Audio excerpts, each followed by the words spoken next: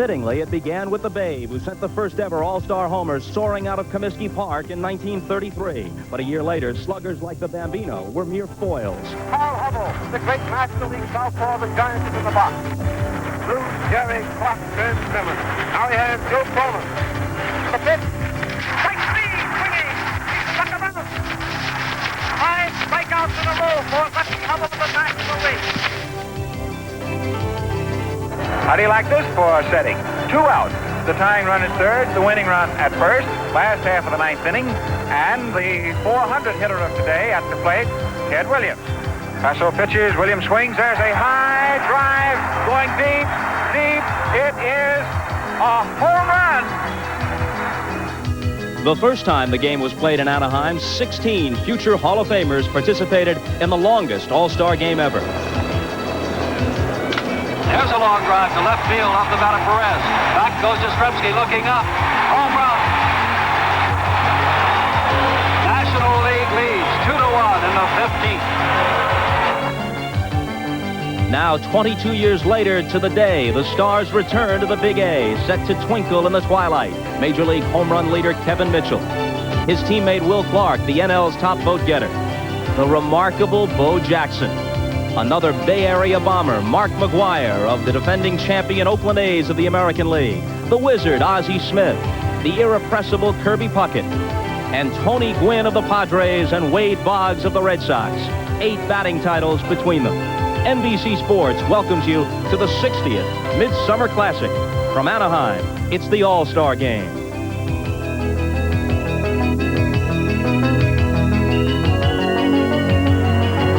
The Big A in Anaheim, home of the surprising Angels, the midway point leaders in the American League West. And we welcome you to this season's All-Star Game. Hi, everybody. Bob Costas. Soon we'll be joined by Marv Albert. And then a bit later, Vin Scully, Tom Seaver, and for an inning, former President Ronald Reagan. In the early days of the All-Star Game, the American League of Ruth, Gehrig, Fox, DiMaggio, and Williams had the upper hand. But eventually the National League came back. And now the overall standings find the National League in front 37 victories to 21 with 1 tie. And since 1963, the NL has truly dominated, winning 22 and losing only 4. A ray of hope for the American League, though. The junior circuit has won 2 of the last 3. Hoping to continue that trend, manager Tony La Russa sends his own Dave Stewart of the Oakland A's to the mound tonight for the American League.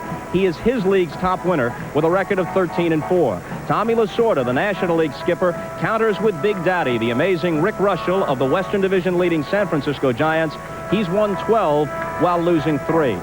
Now, during All-Star Week, the name of Pete Rose can be pushed out of the headlines, perhaps, but not all the way off the sports pages. Pete was a 17-time All-Star, and he provided us with one of the longest-lasting All-Star images when he bowled Ray Fosse over in 1970. But what will the final image of Pete Rose be? Hall of Famer or baseball outcast? The man baseball hopes will be permitted to decide that is Commissioner Bart Giamatti. And when we come back, he talks with Marv Albert.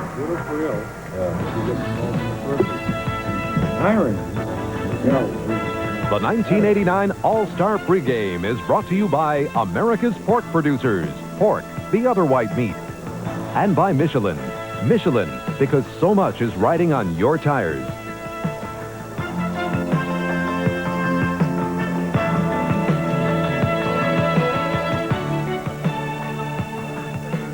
Back to Anaheim Stadium on a breezy 76-degree day in Southern California. This 1989 baseball season has been dominated, in some respects overshadowed by the ongoing developments in the Pete Rose gambling investigation. Baseball Commissioner Bart Giamatti has been in the middle of the storm since all broke loose some 5 months ago back in spring training. Now, Giamatti has not talked at great length about the Rose case, but he did agree to sit down with me yesterday to share some of his views. And I asked the commissioner what was his reaction when he was first informed that there was reason to believe that Rose was betting on baseball. It was not something that one could take lightly, nor was it something to which one readily assented. I mean, one said, oh my God, and therefore let us do whatever has to be done in as professional and, as I say, impartial and fair a manner as humanly possible. Was it a shock to you when it was first brought Oh, here? sure. I mean, yeah, without, as I say, getting into what would edge into talking about the investigation or the report, which I have never done and won't do, even with as distinguished an interlocutor as yourself, sir.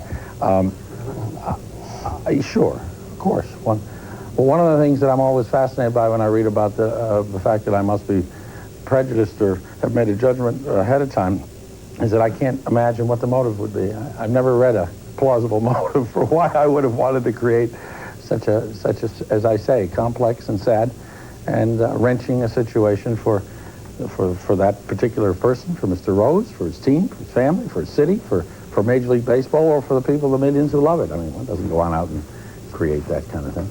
Back in spring training, you could have suspended Rose, pending the result of baseball's investigation, with the suspension based on Rose's questionable associations. Why did you not suspend Rose back in March? Without, again, talking about things that you are skillfully leading me to the edge of, the central allegations, as I said, in this issue were very, very serious, very grave. They went to the core as allegations, and still do, to what baseball conceives of as its central issue, which is integrity around a specific set of allegations. I think it would have been massively and manifestly unfair to have done anything until one had a chance to examine and have a hearing on those central allegations. So you don't relate it to the Denny McLean suspension? I relate... Or the Rocher by Happy Chandler? It seems to me that I made a very, very clear and conscious decision that we were going to seek the truth wherever it may lie about those allegations, and that until that was resolved one way or the other, to have done anything else along the way would have been, in my opinion, wrong, unfair. Bart, at any time, have you considered withdrawing from the investigation? Me? Absolutely not. No. No. At any time, was there a compromise solution offered to Pete Rose? No. No. Did your predecessor, Peter Ueberroth, attempt to come to a face-saving compromise? I know that it has been so reported. He denies that. I believe him. I had absolutely no reason to think that's the case. In light of what has occurred this year, do you ever ask yourself, what have I gotten myself into taking this job? Yeah, I ask myself that in the sense that it has so many ways in which it is now reminiscent of a job I used to have in another place, that I sometimes wonder what has been gained in the swap. So it isn't a question I ask in the sense of, oh my goodness, what am I in? I have a very strong sense of what I'm in, and therefore perhaps I ask it. Are you enjoying yourself? Sure. Oh yeah. Yeah, it's a great game. Baseball Commissioner Bart Giamatti, the one-time president of Yale University, living through this summer of discontent. When we come back, Bob with future Hall of Famer Mike Schmidt, who will be back in uniform for a final time. And he takes a shot at it. Here it goes. It is out of here. Michael Jack Schmidt with number 501. I'm ready for one. Welcome back to Anaheim. There's a player over in the National League dugout who's in a unique position tonight. He's both all-star and old-timer. The Phillies' Mike Schmidt was voted the National League's starting third baseman, despite the fact that, of course, he retired earlier this season. And in fact, during batting practice tonight, there were players from both squads scurrying around trying to get the future Hall of Famer's autograph. A few moments ago, I spoke with Mike Schmidt. Mike, did you give any serious consideration to taking a turn at bat in this game as your last hurrah? Not really, Bob. When I realized that I had a chance of being elected to the All-Star game, a lot of people asked me if I'd play if I won the voting. And I, right from the outset, said, no, I'm not going to play. I've retired from the game. I have my reasons. There'd be nothing to gain by me playing in the game. Plus, I'd be taking the spot of a guy that really deserved to be there. How do you think you'll feel watching one last All-Star game in uniform, but from the bench? Well, I won't have the butterflies that I would normally have. I'll be sitting in here talking to the players, rooting them on. I know the National League takes this game very seriously, and I want to be helping them with my enthusiasm in the dugout. And I don't want to have to hit against Dave Stewart and Nolan Ryan. Especially not in this twilight. So a last hurrah for Mike Schmidt, and the next step, he says, is broadcasting. a certain Hall of Famer in another sport, Bill Walsh of the 49ers, is headed for the broadcast booth, too. Yes, Bob, the man who coached 3 Super Bowl championship teams during the course of the 80s will be joining Dick Enberg in the booth to comprise NBC's #1 NFL broadcast team. So the coach of the 80s in the NFL is joining NBC Sports, and we are delighted about it. Look, Marv, face it. Everybody wants to be a sportscaster, including former President Reagan. Here we see Ronald Reagan moments ago in the clubhouse trying to pick up some last-minute tidbits and anecdotes before working the first inning with Vin and Tom. Mike Moore, Jeffrey Leonard, Gary Gaetti, Kelly Gruber, Mark McGuire. They're off.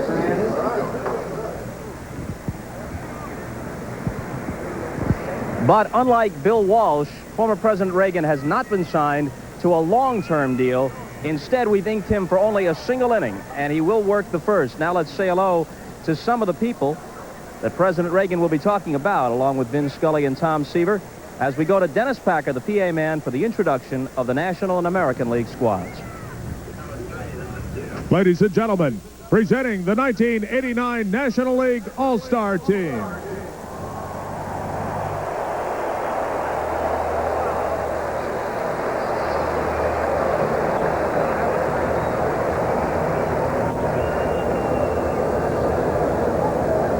The equipment manager, David Howells.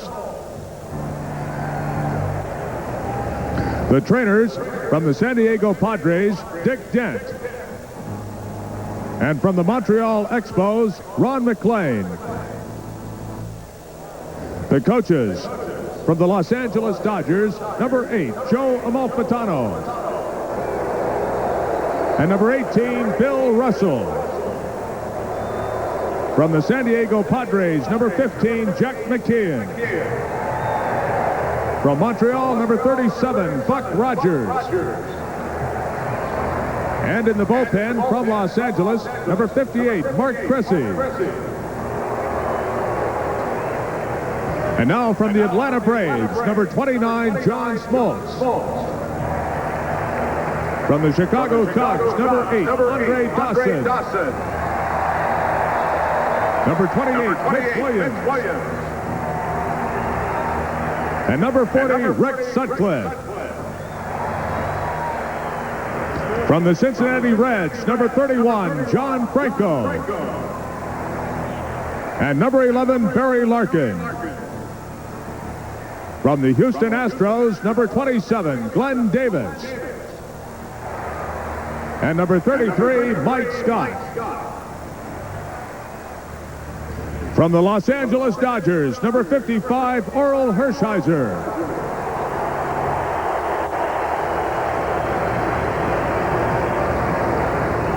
Number 50, Jay Howell. Number 12, Willie Randolph. And number 14, Mike Scioscia. From the Montreal Expos, number 44, Tim Burt. And number 29, Tim Wallach.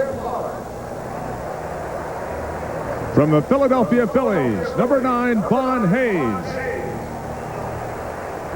From the Pittsburgh Pirates, number 25, Bobby Bonilla. From the St. Louis Cardinals, number 29, Vince Coleman. And number 26, Tony Pena.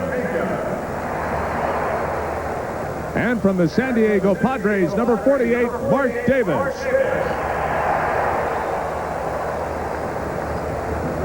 And now managing his 4th All-Star game from the defending world champion Los Angeles Dodgers, number 2, Tommy Lasorda.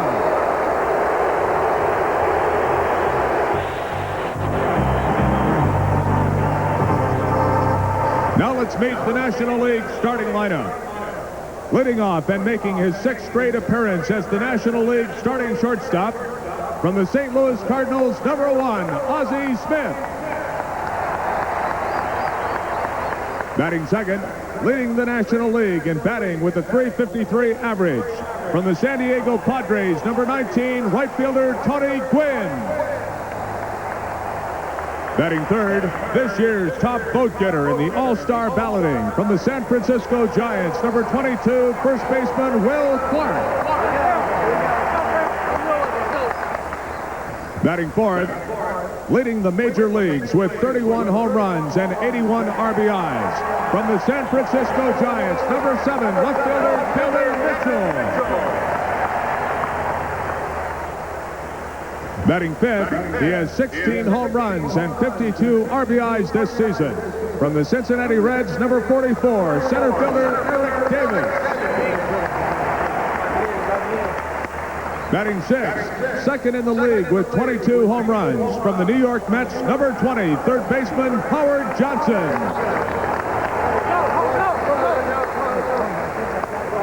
Batting seventh, he ranks third among active National Leaguers with a .307 average. From the St. Louis Cardinals, number 28, the designated hitter Pedro Guerrero.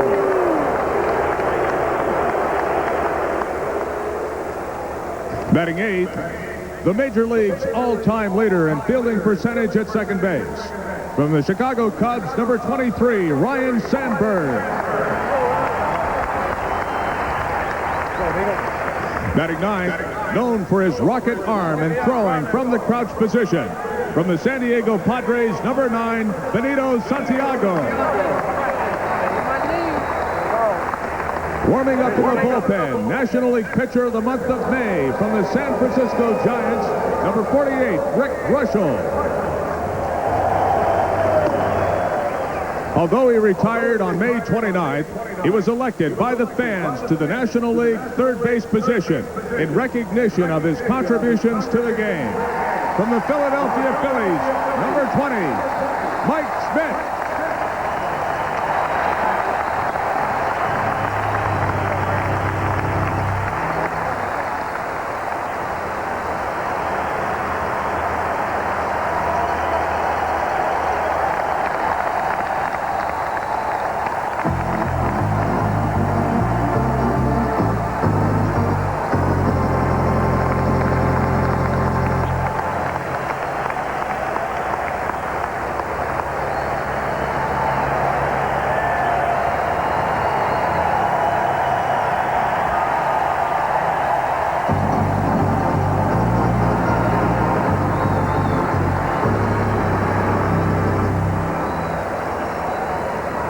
Now let's greet the 1989 American League All-Star Squad.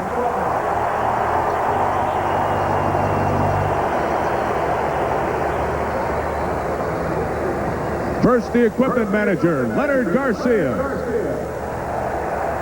And now the trainers. From your California Angels, Rick Smith. And from the Cleveland Indians, Jim Warfield. The coaches from the Oakland Athletics, number 5, Art Kuzner. From the California Angels, number 53, Marcel Latzman. From the Boston Red Sox, number 35, Joe Morgan. From the California Angels, number 12, Doug Rader.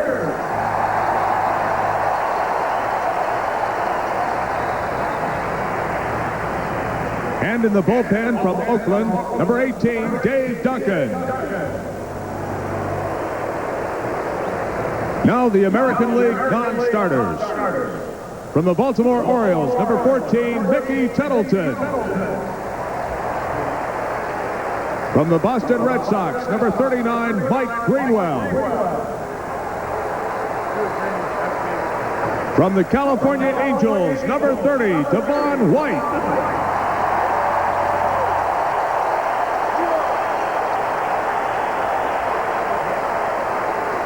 And number 31, Chuck Finley.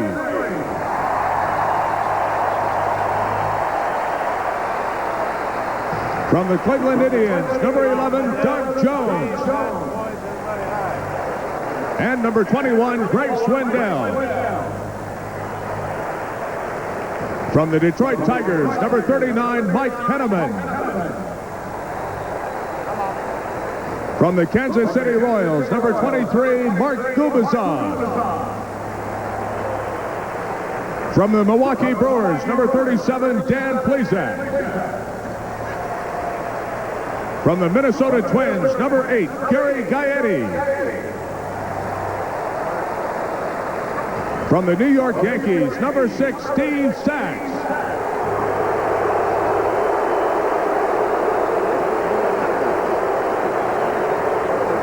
And number 23, Don Mattingly. From the Oakland Athletics, number 21, Mike Moore.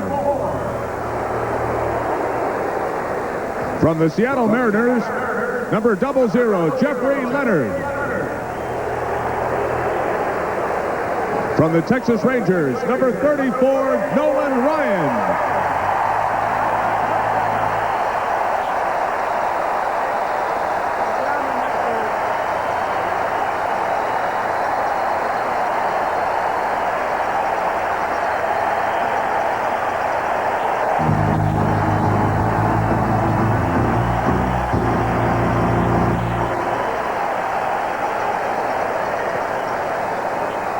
And number 40, Jeff Russell. And from the Toronto Blue Jays, number 1, Tony Fernandez. And number 17, Kelly Gruber. Ladies and gentlemen, managing his first All-Star game from the 1988 American League champion Oakland Athletics, number 10, Tony La Russa.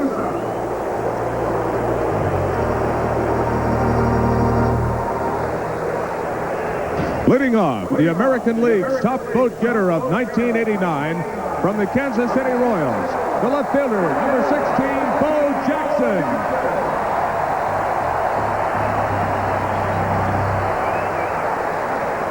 Batting second and playing third base, the 5-time American League batting champion from the Boston Red Sox, number 26, Wade Boggs.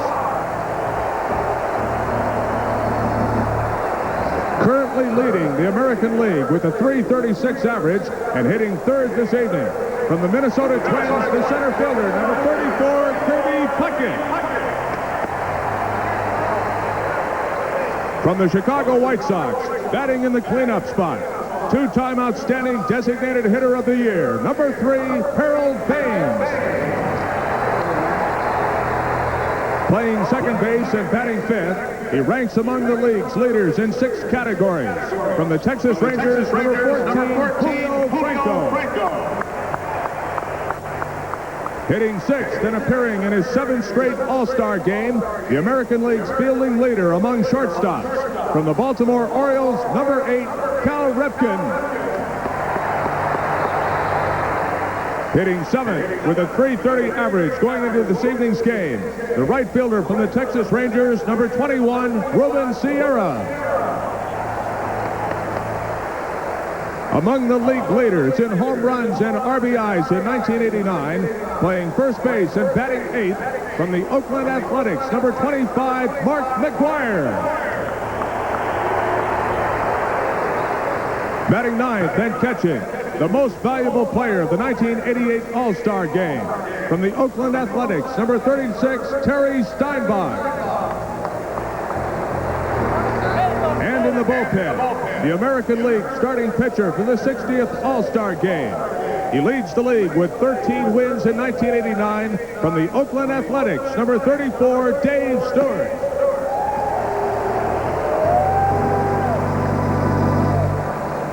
At this time, let's meet our honorary captains. First for the National League, he won 209 games and recorded almost 2,500 strikeouts in 14 seasons with the Brooklyn and Los Angeles Dodgers. This 1968 Cy Young winner may best be remembered for an amazing string of 58 2/3 consecutive scoreless innings in 1968, which stood as a major league record until it was broken last year. Introducing the National League honorary captain, Don Drysdale.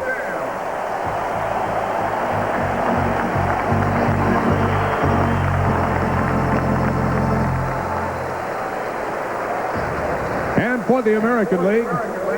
In his 23 seasons with the Boston Red Sox, he played in more games than any other player in American League history. The only American leaguer to collect 3,000 hits and hit 400 home runs. He is a three-time batting champion and baseball's last Triple Crown winner. Introducing the American League honorary captain, a 1989 Hall of Fame inductee, Carl Yastrzemski.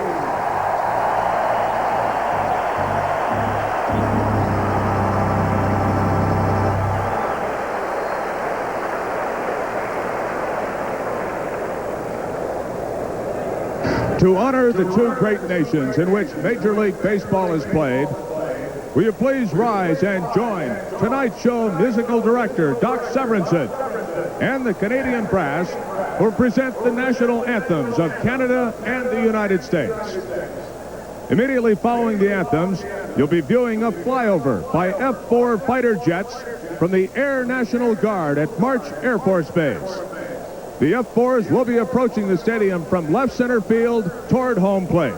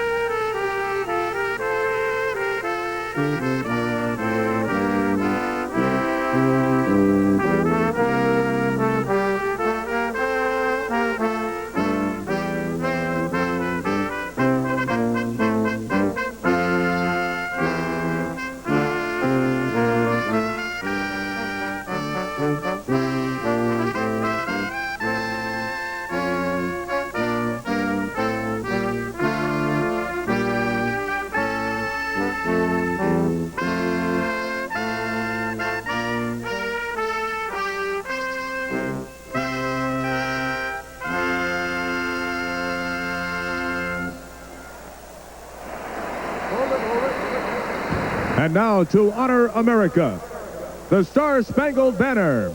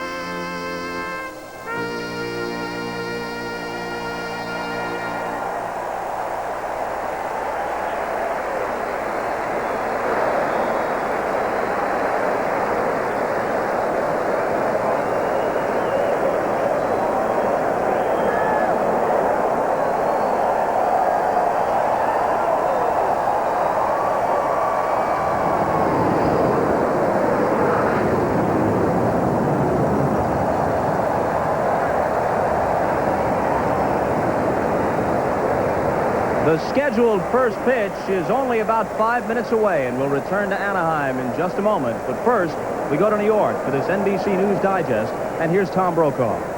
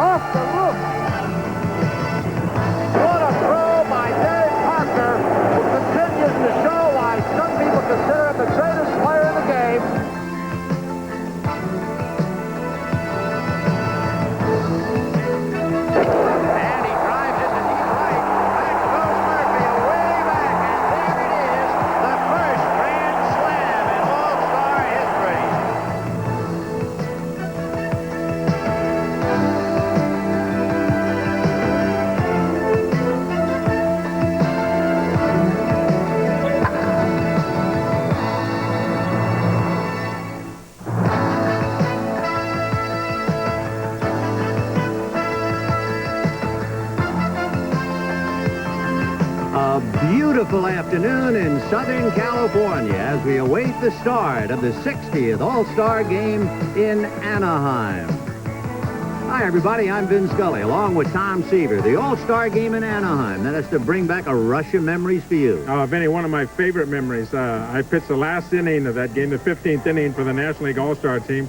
I was just a year and a half out of USC and came in and saved the ball game for Don Drysdale. We beat the American League 2-1. And tonight, we'll be seeing two starting pitchers who have done a remarkable about-face. Both of them, Dave Stewart let go by the Phillies, and Rick Russell apparently finished as far as the Yankees were concerned. A couple of different styles with these two pitchers. Stewart, a power pitcher and a good forkball. Russell, a lot of sinkers and sliders. The thing about it is that whether they're veterans or rookies on these ball clubs, the All-Star Game is something very special. It's, it's their night, the show of shows. It makes no difference. Once that bell rings and the game starts, these guys play very hard and they play hard to win. And it will be an extra special attraction should Nolan Ryan walk in from the bullpen here in Anaheim. Well, he's had so many great numbers that he put on the board in this ballpark, in this league, and it's a phenomenal the way he has been able to have his career just continue on at such great success, and I hope we get to see him. And we hope to see Don Mattingly, Wade Boggs, Kevin Mitchell, Will Clark, and coming up, we'll visit with former President of the United States, Ronald Reagan. The 1989 All-Star Game is brought to you by Buick and your Buick dealer. The Great American Road belongs to Buick. By Stroh's, fire brewed, family brewed for more than 200 years. And by America's pork producers. Pork, the other white meat.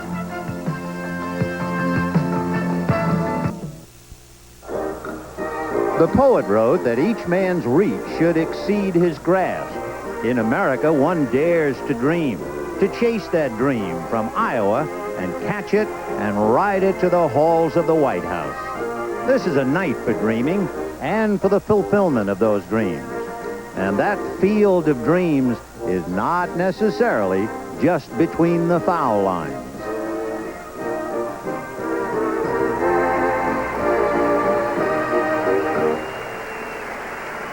Ladies and gentlemen, former President Ronald Reagan, and how good it is to have you here in the ballpark. You know, traditionally, historically, presidents throw out the first ball, so since you are a former sports announcer and back in your own bailiwick, I think you should throw out the first adjective. Well, I don't know whether I could get how I feel into one word, but as close as I could come would just be to say wonderful. You know, it's a great honor for me after broadcasting several years in Iowa and now finally make it to the big time of a top network sports broadcasting job. And it's reassuring that after only 6 months away from a job that I had, I've been out of work for 6 months, and maybe there's a future here. Well, you know, I might split the first infinitive, but I was worrying, as were the nation, when we read about your horse bucking and rearing and throwing you off, and we thought you might have more than fractured syntax. Well, I want to tell you, I am several shades of color underneath my clothes here, most of them being black and blue. Well, and I'm glad that you said that I didn't fall off the horse, as no. Some people said. No, I didn't. I was bucked off, and I think I'm very fortunate that I didn't have a lot of things broken. Well, we're delighted to have you and honored to have you with us tonight. And we're all going to get a little bit younger, like kids at Christmas morning. Let's open up the gifts and take a look down on the field as we start this 60th All-Star Game here in Anaheim.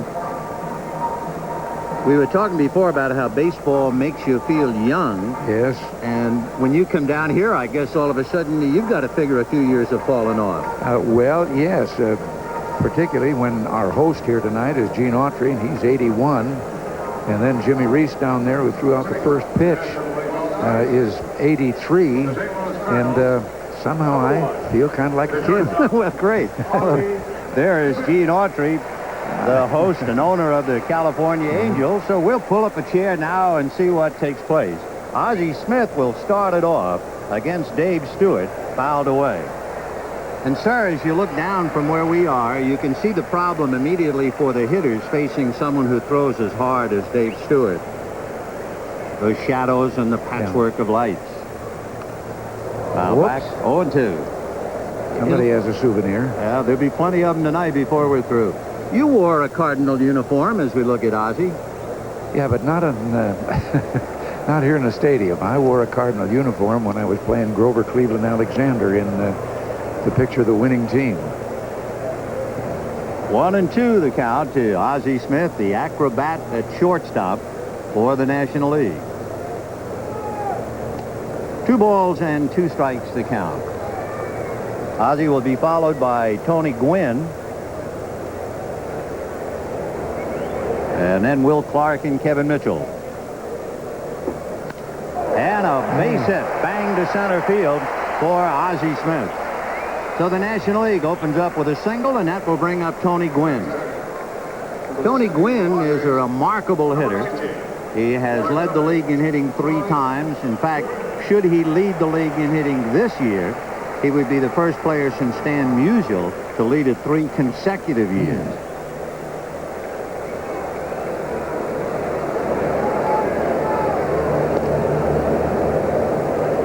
Ozzie Smith at first, nobody out in the first inning. We're just starting.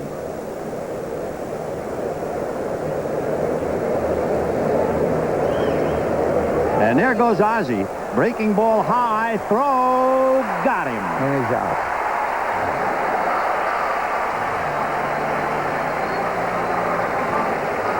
A perfect throw by Terry Steinbach on a pitch up, so he was halfway out of the crouch anyway. And right on the money at the bag. And Julio Franco. I thought it was Tony Gwynn. At the plate right now. Yeah. He played basketball in college, and then he was offered, or he was drafted by both the Los Angeles Clippers and the San Diego Padres. He's a remarkable athlete as he draws ball 4. Brings up a point. His wife used a lot of videotapes so that he could study them. Did you use videotapes at all in your career? No, I'm afraid I was a little before that. I know she edits them to improve his performance. Of course, in the picture business, we have something like that, and that is they all through a picture you're making every day, you go into this projection room and see what you did the day before. Here's Will Clark. It takes a strike, 0-1. Clark from Mississippi State. They call him the Thrill, and on his answering machine, if you call him and he's on the road, a voice says the thrill is gone. Strike. 1 away here in the first inning. We're just starting up for Dave Stewart. A little bit of a rocky beginning. A base hit, then a walk. He has 1 away. Working on Clark, followed by Mitchell.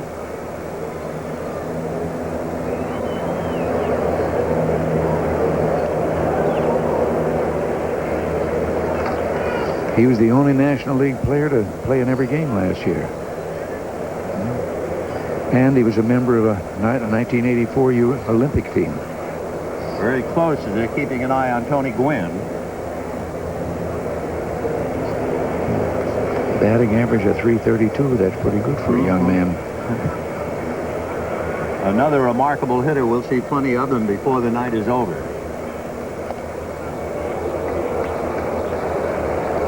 No score with 1 out in the first inning.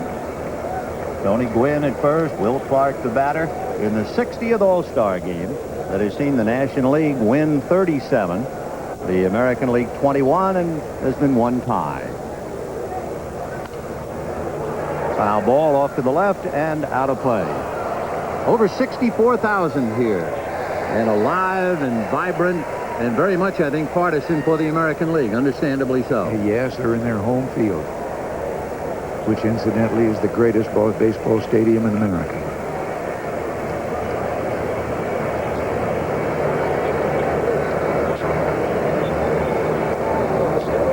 Clark with a very good eye at the plate. He is one of those fellows who just has such great discipline that he refuses to chase a bad ball very often at all.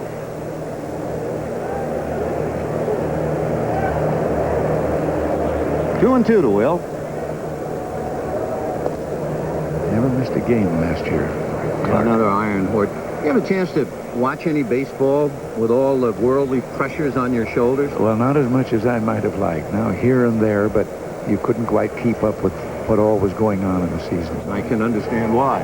There goes the runner, a big chopper, speared by McGuire. He'll take it to the bag, and down to second goes Tony Gwynn. One reason why it's nice to have a very big first baseman, to be able to handle that chopper. So 2 down.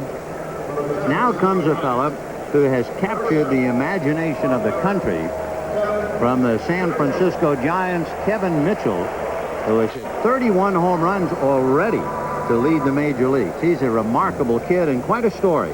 Yes, there is quite a story to him. He was tied up with the gangs when he was young and in school, and his brother was killed in a gang fight, and he started out for vengeance, but a remarkable person in his family, his grandmother, took charge, and as I understand it, she saw that he got a good education, and now here he is away from the gangs and in baseball, and as you say, base hit to center there for it him. is. He's going to get the first RBI. And a run batted in. You were talking about his grandmother. The other night, he took his grandmother to nearby Disneyland. That was his way of celebrating the selection of the All-Star team. 27 years old. Just starting. He leads all the major leaguers in home runs and runs batted in. So Kevin Mitchell gets the National League on the scoreboard, and now the batter is Eric Davis. Eric the Red.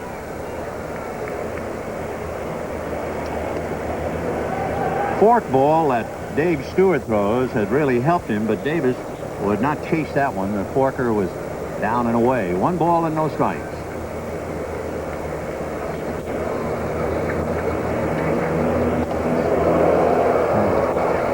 For Dave Stewart, a man who is just a very ordinary pitcher and suddenly has turned it completely around, and he has won 20 games in each of the last 2 years, and here he is starting in an All-Star game. Remarkable stories here tonight. Of course, I would think the country can use some heroes always. Yes. Yes, and this is a pretty good place for it. Baseball.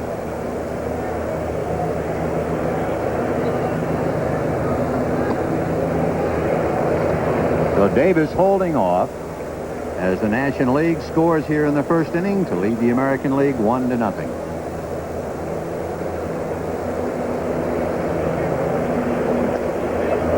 That number that Eric Davis wears, number 44, that has certainly been to the dance before.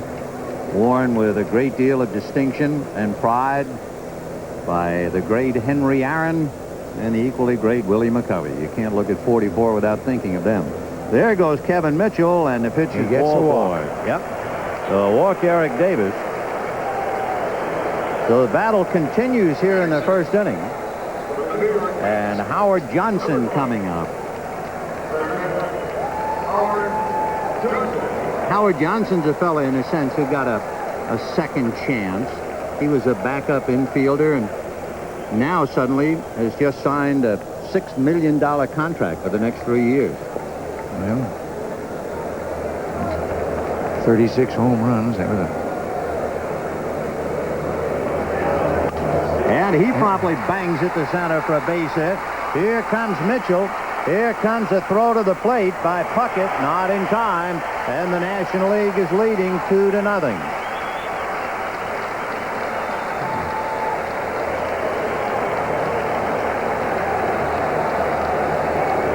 We take another look, because out there in center field, Kirby Puckett, who has 3 Gold Gloves and has 5 assists this year, gets off a dandy of a throw, but it's not nearly in time as Mitchell brings in the run.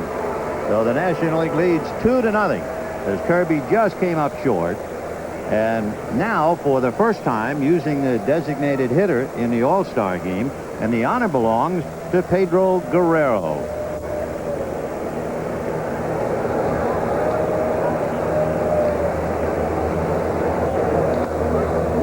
The count to Pete. Interesting how baseball has spread around. For instance, of the 56 All-Stars we have in this game today, 6 are from Latin countries. Pedro Guerrero from the Dominican Republic. And they've got quite a baseball training ground down there for our major leagues. They do indeed. And particularly, and for some reason, there's one small area, San Pedro de Macorís, and there are several players who come from that town in the Dominican, and he's one of them.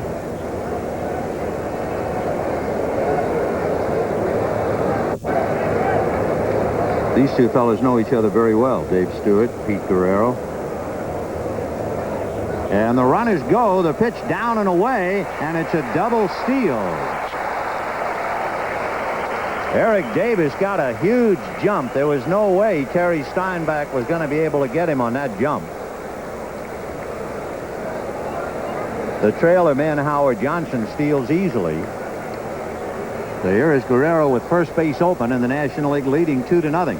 So a rocky start for Dave Stewart.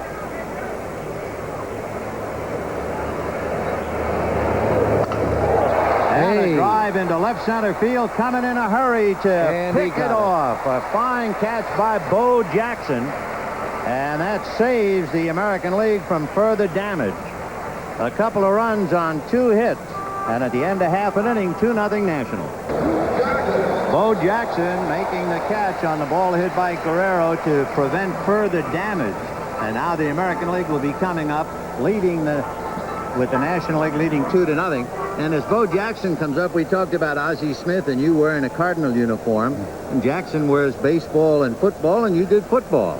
Yes, I played the Gipper, but I also played for real in a much earlier time. But that Bo down there, that's a pretty interesting hobby he has for his vacation. When baseball ends, he winds up playing football. I don't know if there's ever been anyone doing it.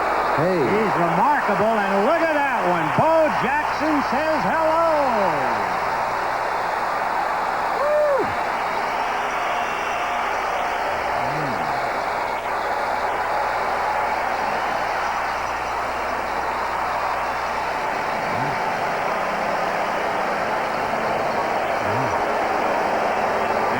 Russell is greeted on the first pitch to Bo Jackson. He almost hit it out of state. Now, that's going to set it up pretty interesting for him to the end of this season when he goes back to the Los Angeles Raiders. Watch this again, sir. You could have taken a trip to Washington, I think. High fives in the dugout. It is 2-1 National League. Interestingly enough, on the home run, the last 4 home runs in All-Star games have all been hit by the American League. And boy, that thing was really crushed. You were talking earlier about how baseball makes you feel young. Rick Russell, the pitcher, is 40 years old. He is almost the oldest pitcher to ever start in a National League game with the American League. Warren Spahn was about a month older. So he's a remarkable story. Yeah, he's 6'3" and he weighs, 240 pounds. And he's got 12 wins and a former Cub. A former Cub. Yes. Does it feel a great deal different sitting here doing a television game as opposed to the days of recreating? It is different. I can't get quite used to this. Hey, that looks like it's going there too. Eric Davis to the track. There it is. Gone.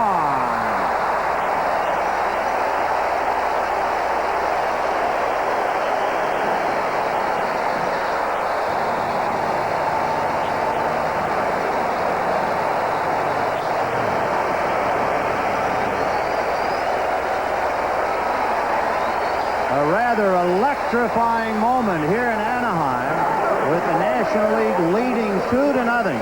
Consecutive home runs by Bo Jackson and Wade Boggs. And the last time we had consecutive home runs in an All-Star game was 1975. Hit to Sandberg and they get Kirby Puckett. 1 down. But you know, both of those home runs, you didn't have to wait for them. Even the outfielders knew they were going out of the park. They sure did. One thing, too, sir, this time of day when it's very hot, the ball really carries anyway. Not that either of those needed any breaks. They will both hit out of sight. Nice to make Big Daddy, as the fellas call him out there on the mound, be a little upset. And a comebacker. He's an excellent fielder.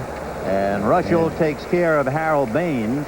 So we have 2 down in the first inning of a 2-2 tie. And Julio Franco will be coming up. I'm glad you said that first. I didn't know whether he was going to call it Julio or Julio. Julio Franco from the Texas Rangers. He's had 10 home runs this season. And he's won from that place in the Dominican Republic.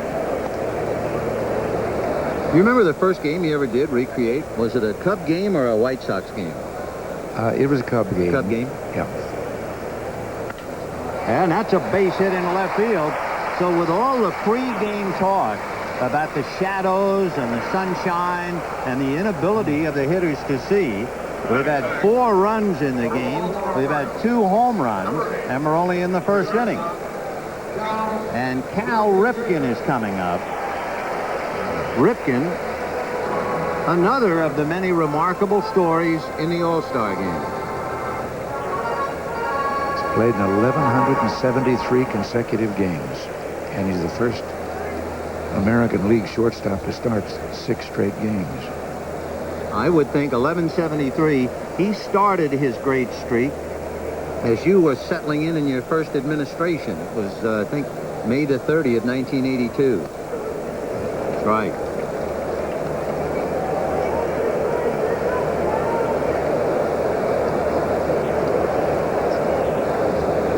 So Julio Franco at first, 2 down in the first inning, a 2-2 tie, and Cal Ripken at the plate. You know, it's kind of interesting. The National League has consistently been the winner in these All-Star games, except that for the last 2 out of 3, the American League has won. I guess they work in cycles somewhat. Ground ball to shortstop. Ozzie feeding Sandberg, and it's in the books. So Bo Jackson and Wade Boggs balance the budget in the first inning in a blink of an eye, and at the end of 1 inning, a 2-2 tie. And in the minutes of the meeting, it should be duly noted that we had the most runs in the first inning of an All-Star game in 10 years. So you brought a little excitement to the night. Well, I'd like to think that. I'm so sorry that it's all over for me now, and I have to confess I was a little uptight because, as I say, when I was sitting up in a place like this, I had to tell the people what was happening because they couldn't see it. But now I get a little self-conscious when I know that people can see what's going on. We were so thrilled just to have you with us, so thank you very much. Well, I want to thank you for the opportunity and for letting me be up here for a little while. It's taken me down a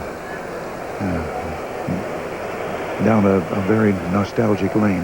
Well, we were delighted to make the trip with you. Thank you again, sir, very much. God bless. Thank you. Nolan Ryan pitching now for the American League in a 2-2 tie here in the first inning. And it'll be Ryan Sandberg, then Benito Santiago, and Ozzie Smith. If you joined us a little late, they came out of the chute breathing fire. Ozzie Smith singled and Tony Gwynn walked. Kevin Mitchell singled in a run. After Eric Davis walked, Howard Johnson singled in a run. And the American League came right back on tremendous home run by Bo Jackson and by Wade Boggs. So we're all even, and we're really just starting up. Sandberg, Santiago, and Smith.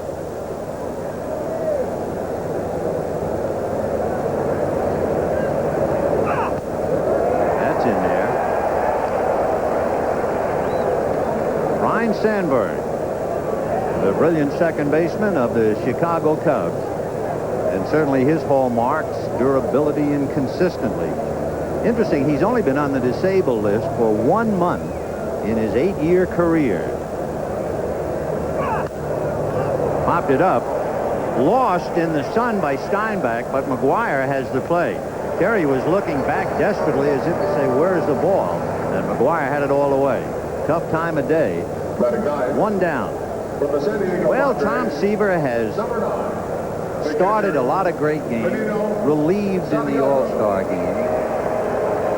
But now you are following a former president of the United States. This might be the most difficult and the largest seat to fill after somebody's... I'm sorry I was late again, but I was up having my picture taken, if you will. I understand. And again, I was third in line. I wasn't first. And we have a full booth here tonight. Tom, welcome.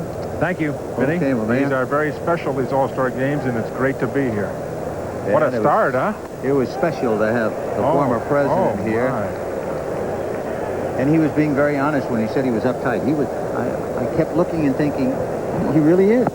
He was nervous. Well, I told you. You know, we talked about it before. Regardless of whether you're a rookie or an old pro, doesn't make any difference. These are such special games and such special times that it is a nerve-wracking period of time, especially before you go on the field. And you could see that he was like that before he came in and sat down at the booth. What about that Concorde flight that Bo Jackson hit? As a pitcher, you must have really appreciated that. I know those. The legend continues to grow, doesn't it? Oh. Benito Santiago, the catcher from San Diego, up there at the plate. A 2-2 tie in the second inning. A rather explosive first inning. But boy, you talk about popping open a bottle of champagne. For Bo Jackson to walk up and do what the entire nation was wondering if he could do, that was fantastic. Santiago fouls it away off to the right, out of play. And the first inning seemed to go exactly the way the script would be written. The National League running plays, 3 running plays that they had in the first inning, stolen bases and hit and run, all that. And here comes the American League, 2 home runs. Dave Stewart, 1 inning of work. Interesting, though, as Santiago strikes out, when you pitched here in an early game, everyone thought going in there won't be any runs. It'll be very difficult to hit through 6:30, 7 o'clock. Now Nolan Ryan comes in, and already the shadows have disappeared, and he just works and picks up his first K. Well, what a lot of people have forgotten about that 1967 game, in which there were 30 strikeouts. The amazing number is that there were 11 of the 30 were called third strikeouts. And it's a matter of Ed Runge, who was the umpire behind the plate that game, had the reputation of having a huge strike zone. And he did. When you look at 30 strikeouts, over a third of them called third strikes. And that's why one of the main reasons why you had so many strikeouts that game. If you're wondering about Nolan Ryan, he went 9 innings on Thursday, so he is well rested as he comes roaring in, and that was a dramatic stroll for him coming out of the American League bullpen here in Anaheim, where he pitched so many times, and recently returning to shut out his old club, the California Angels. And as Nolan said, outside of his 5 no-hitters, the shutout against the Angels the other night was his biggest thrill. I'm sure, knowing Nolan, another big thrill for him was to see his dear friend Jimmy Reese throw out the first ball. That's popped up around the plate. Steinbach looking for help, and here it comes. And Wade Boggs puts it away. So the National League out in order, 1-2-3 at the end of an inning and a half, a 2-2 tie. This fall, the All-Stars are on it. You already get the feeling this early in the All-Star game, this being the first star game featuring the designated hitter, that the managers will take advantage of it. In other words, David Stewart pitched 2 innings, and Nolan Ryan came right in, and Rick Russell went his inning, and now John Smoltz comes in. Russell went an inning and gave up 2 runs, 3 hits. Stewart went an inning, gave up 2 runs, 3 hits, and now they give way. From the Texas Rangers, number 21. Ruben Sierra, followed by Mark McGuire and Terry Steinbach. Interesting, too, with John Smoltz following Rick Russell. Line drive, base hit to right field for Ruben Sierra.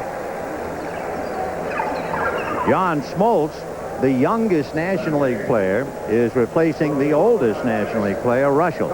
as Mark McGwire comes up. Who will ever forget Game 3 of the 1988 World Series, and Mark McGwire checking in against the Dodgers' Jay Howell in Oakland's Coliseum. And did he ever rip it into the bleachers? And the bash was born. 4-1. McGwire had a good idea about batting 8th in the lineup. That's another way to look at it. He's batting second cleanup. And I'm sure he was 5 the last time he would hit 8. 17 home runs during the year. For Smoltz, the youngest, and you can certainly relate to that, walking in from the bullpen to pitch in an all-star game, since he's fighting butterflies. No, you can bet that his stomach is going round and round. He is having a terrific year, 11-6 and an earned run average just over 2. Many people consider him the best young pitcher in the game today. Good 90-mile-an-hour plus fastball. Very aggressive, and has developed a lot of confidence in his curveball. You know, the Tigers knew they were trading a top prospect when they sent him to Atlanta for Doyle Alexander, but they got what they wanted. Remember in '87, Alexander went 9-0 the rest of the year, led the Tigers to the American League East title. McGwire with Steinbach to follow. Sierra at first. We're in the bottom of the second inning. A 2-2 tie.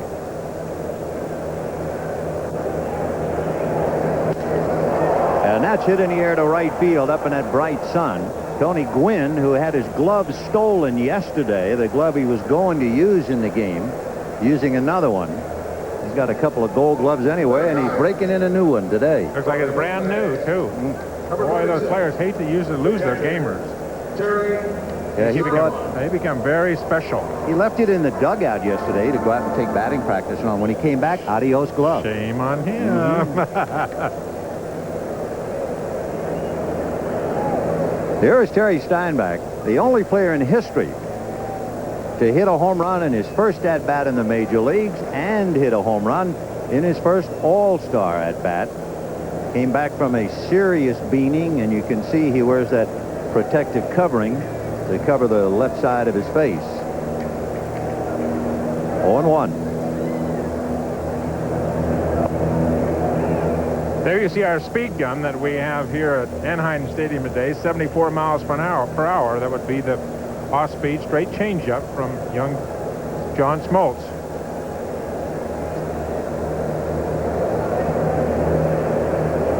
Steinbach in '87 platooned with Mickey Tettleton, and now drives one into right center for a base hit. Big hop. Eric Davis stays with it, and around to third goes Ruben Sierra. That thing almost kangarooed over Eric Davis' head. So first and third, one out, and here comes Bo.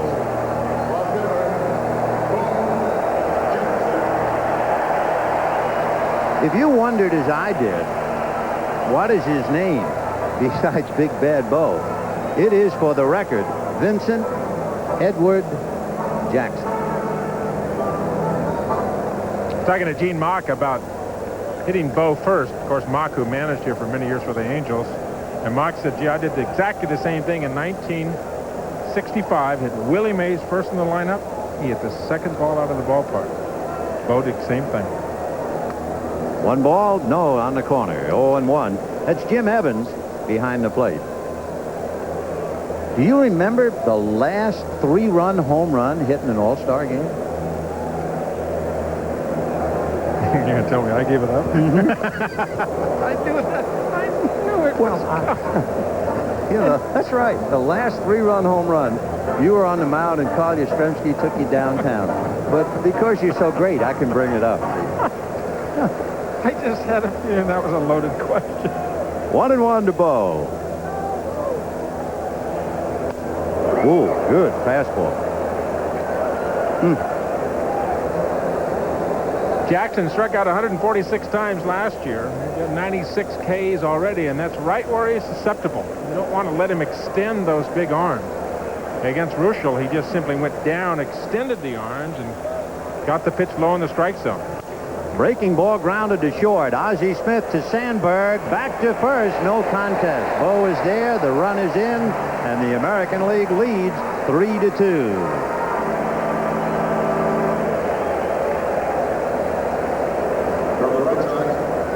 The National League may be the team that is known for their speed, but Jackson is the one on the American League squad that gives them the idea of a ball club that can really run. He can run as well as anybody on the field out there today. He was fooled on the pitch, but with his speed, he winds up picking up an RBI. And here's Wade Boggs, who takes a strike. 0-1.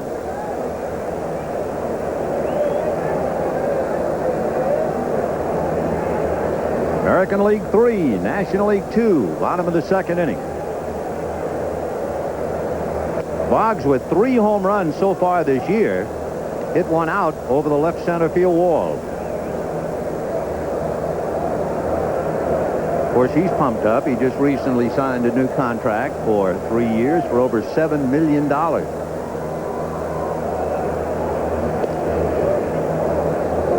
good left field hitter, Wade Boggs. He's played Pepper with the Green Monster in Boston, and Davis is playing him straight away. Usually they will defense him more to left field, try and give him no big holes in the infield. There goes Bo, and Santiago throws it into center field. And Jackson is on his way to third. Stolen base, error 2.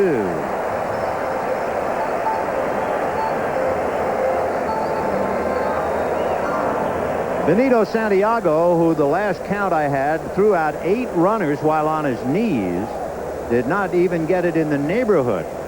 And Jackson just kept on going. Santiago's been throwing out about 46% of the runners that are attempting to steal against him, and he just simply gets his elbow down and underneath that ball. In there for a strike. The book on Boggs is great inside-out hitter, meaning he will take the ball to left center field, trying to pitch him hard stuff in off of the plate. He tried to take it that way. Ozzie Smith gone out and will make the play. However, the American League, a run, 2 hits. There was an error. It's 3-2 thanks to Bo, and we'll be back after these messages from your local station. The 1989 All-Star Game is brought to you by the Heartbeat of America, today's Chevrolet, the official choice of Major League Baseball, and by The Abyss, a new movie from the writer and director of Terminator and Aliens. Anaheim Stadium, the home of the California Angels. And from our blimp looking down at the controls of Columbia, Captain Joel Chamberlain from Norwood, Massachusetts. And by the way, this is the 26th year a Goodyear blimp has carried a TV camera for the All-Star Game. Nolan Ryan will be working to Tony Gwynn, Will Clark, and then Kevin Mitchell.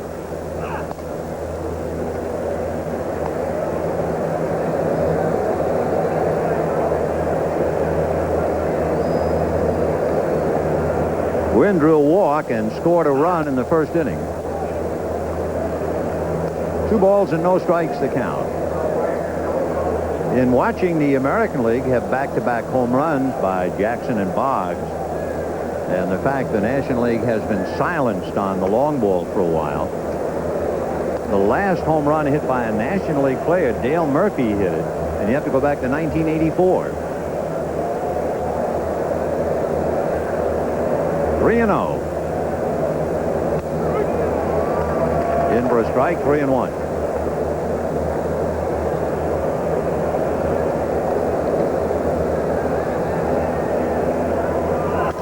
And hit down the left field line, foul, and out of play. We were talking a moment ago about Nolan Ryan. And when you realize how phenomenal he is, at 42, he is still a power pitcher. And we're talking about Roger Clemens and Dwight Gooden as fellows with sore arms and throwing more breaking balls, etc. And he is phenomenal. Continues to throw the fastball very effectively. He has added a changeup, which has made the longevity more effective. Chopper over the mound, off his glove, deflected to Julio Franco, and the throw not in time. So just off the glove of Nolan Ryan, and Julio Franco unable to short hop and get him. And Tony Gwynn gets a leg single. Nolan is a guy that used to go out there and he would tell some hitters what was coming. I mean, he threw that hard for a long period of time in the middle of his career that he could just tell people what in the world was coming. They couldn't do anything with it. That ball just off his glove, and his teammate with the Texas Rangers not enough to get Tony Gwynn, who runs very well. Now you have Will Clark, who grounded to first in the first inning against Ryan. On the corner for a strike, 0-1. Clark was talking about when he was in college and played at Mississippi State, and how he played against Bo Jackson at Auburn baseball.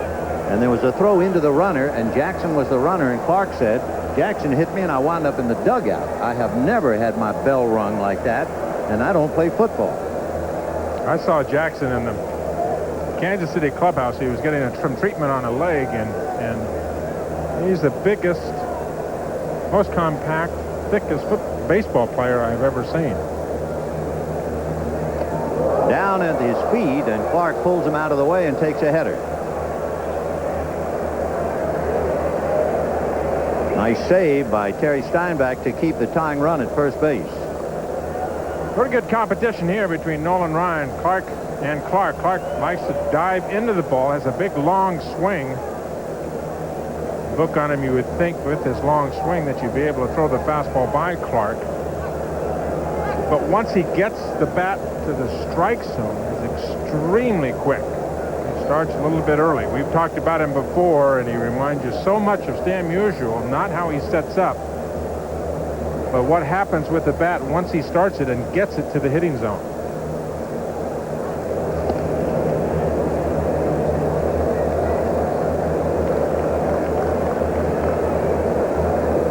Talking about Stan Musial, that's the quote.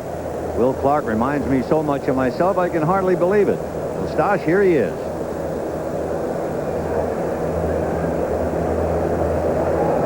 There he goes. He stole 27 during the regular season, so he's an excellent base runner and base stealer.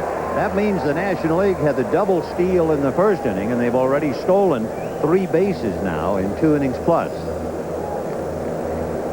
The National League will use their running game. They have the kind of home run power, supposedly, that the American League has. And Tony Gwynn, for a big man, can run extremely well. 27 out of 37 during the regular season so far. So the tying run at second base, nobody out in the third inning. Will Clark trying to pick him up, and then Mitchell and Davis to follow. So Clark comes up empty, and down he goes, 1 away. Kevin Mitchell coming up, and if you go back to the files about the best of the best, it might be a little surprising. It's not going to be a home run. It's in St. Louis. Ozzie Smith hits a fly ball down the left field line, and watch this. He barehands it in foul territory. Now we'll see him with the bat. Mitchell singled to drive in a run in the first inning. And Ryan off the rubber. He wants Terry Steinbach to go over the signs again. That catch, you see that catch time and time again, you still don't believe it. Can't make that play.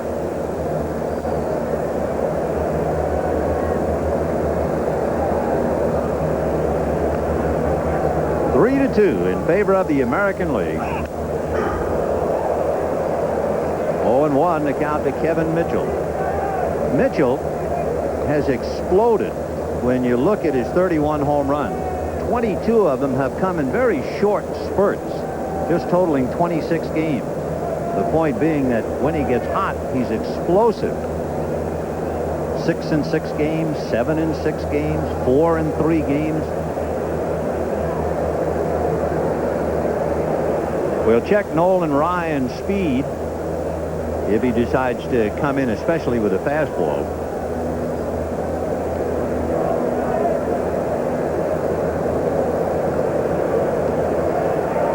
And 1. 87, and it seemed to sink as it got up there, so there was a lot more than just speed on that pitch. That's an 87-mile-an-hour changeup. 87-mile-an-hour changeup. It's just amazing. Smokes through his fastball. And that was 89 miles an hour. See now what he does. 0-2 to Mitchell. One away in the third inning. The American League leading 3-2. Breaking ball, and he just backed away and it missed. I think Noli thought he might have had it. One of the great things about Nolan Ryan has been his knee-buckling curveball. And that is exactly what happens. They will just absolutely duck you. You can't see the rotation. And maybe he does not see Nolan Ryan for a year. Could be the light here at this time of day in Anaheim. The ball just at the top of the strike zone or above the top of the strike zone. And Jim Evans called it a ball. Breaking ball missed. How good were the 1986 New York Mets? Look at it this way. Kevin Mitchell and Howard Johnson, who are two starters on this year's National League All-Star team, were backup players to Ray Knight in 1986. A shot just foul down the line. Jerry Crawford of the National League right there to call it.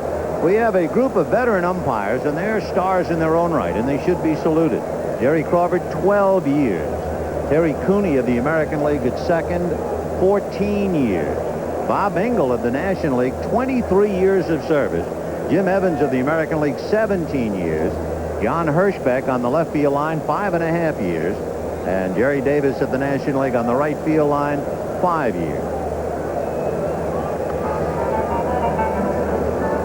Nolan was trying not to give Mitchell a fastball to hit. This is a changeup on the inside part of the plate. Mitchell's right hand comes over the top and just hooks it right at the very end. You can see Jerry Crawford enjoying every moment of it. You're exactly right. And his umpires love it. They love doing the postseason work and the All-Star game for them as well. It is just as big a thrill as the players. He gave that kind of a Baryshnikov call, didn't he? He certainly did. And probably practiced it last night. Left foot on the chalk. So Mitchell is still there, 2-2.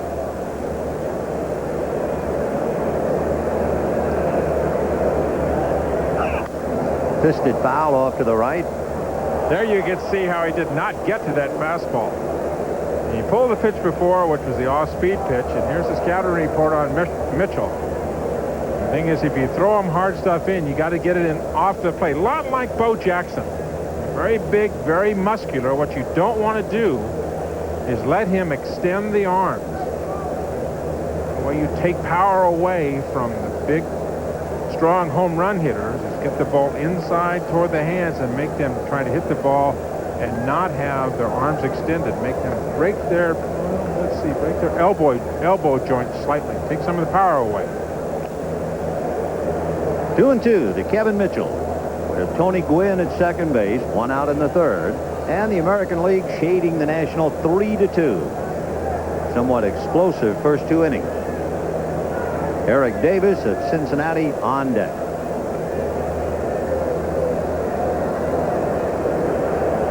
Two balls, two strikes. Got him. Off-speed pitch, and there wasn't anything he could do about it. There is the Nolan Ryan curveball. You hear about the Express. A lot of the press that Nolan Ryan gets is about his fastball, but it is the curveball that is absolutely devastating. He has such great stuff, curveball and fastball. You can't look for both of them. You have to look for one. Mitchell looking fastball here, gets the curveball. Great rotation straight down. He's just dead. Remarkable rotation. Because of the camera work, you could actually see the seams on that ball. As we now have Eric Davis checked in.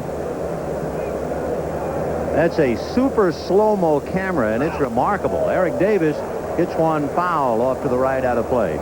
Eric Davis, and this typifies what goes on in the All-Star game.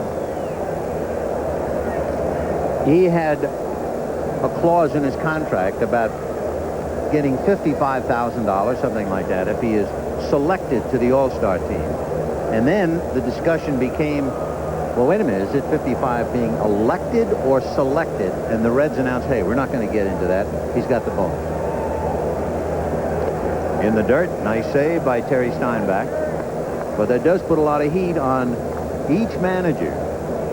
because there are a lot of worthy players who can't come, and no doubt they feel, hey, I've been cheated out of my bonus, my incentive clause. It's part of the selection process, part of having 28 players. There are a lot of players. You see Tony La Russa looking at all of his lists, both national and American. A lot of players deserve to be here, aren't here. High fly ball, and it'll be slicing to right field, and Ruben Sierra will wrap it up. So Nolan Ryan leaves Gwynn at second base, and at the end of 2.5, 3-2 American. Bo Jackson. I'm the kind of guy usually when the opposing team comes into town, I go watch the other team hit, but I think that when Bo comes into town in Kansas City Royals, everybody's downstairs watching Bo hit because you're not going to believe what you're going to see. He's going to hit balls about 600 feet. It's something you've never seen before. It's incredible, so you really have to be there to see it. And fortunately, we were all here, including Kirby Puckett, who checks in now against Rick Sutcliffe, and promptly greets him with a base hit to left field. So Puckett, a line drive base hit against Sutcliffe. Now, Rick Sutcliffe, when you talk about a late arrival, he is really late. Sutcliffe was in Missouri, outside of Kansas City. He played golf yesterday. Last night at about 9 o'clock, he got a call from Ned Colletti of the Cubs saying, you have been asked to substitute for the injured Mike Scott. And Rick said, well, that's fine. I'd love to come there, but I got one problem.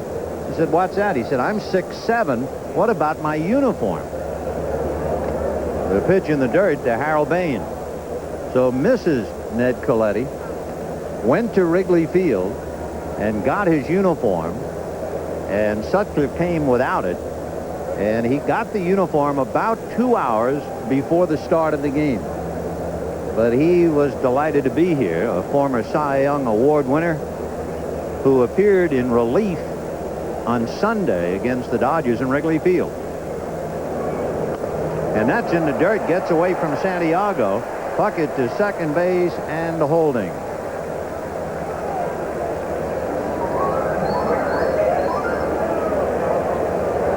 Santiago has a reputation of being outstanding defensive catcher last 2 years, Golden Glove winner in the National League. That's just out of his reach. A slider down and in that just keeps breaking away from him. And just too quick to move his body out in front of the ball. So Kirby Puckett at second on a wild pitch, and Baines trying to pick him up. 2 balls and no strikes. Ground ball, base hit into right field. Tony Gwynn hoping to make a play and will not have it as Puckett comes in standing up. And the American League takes a 4-2 lead.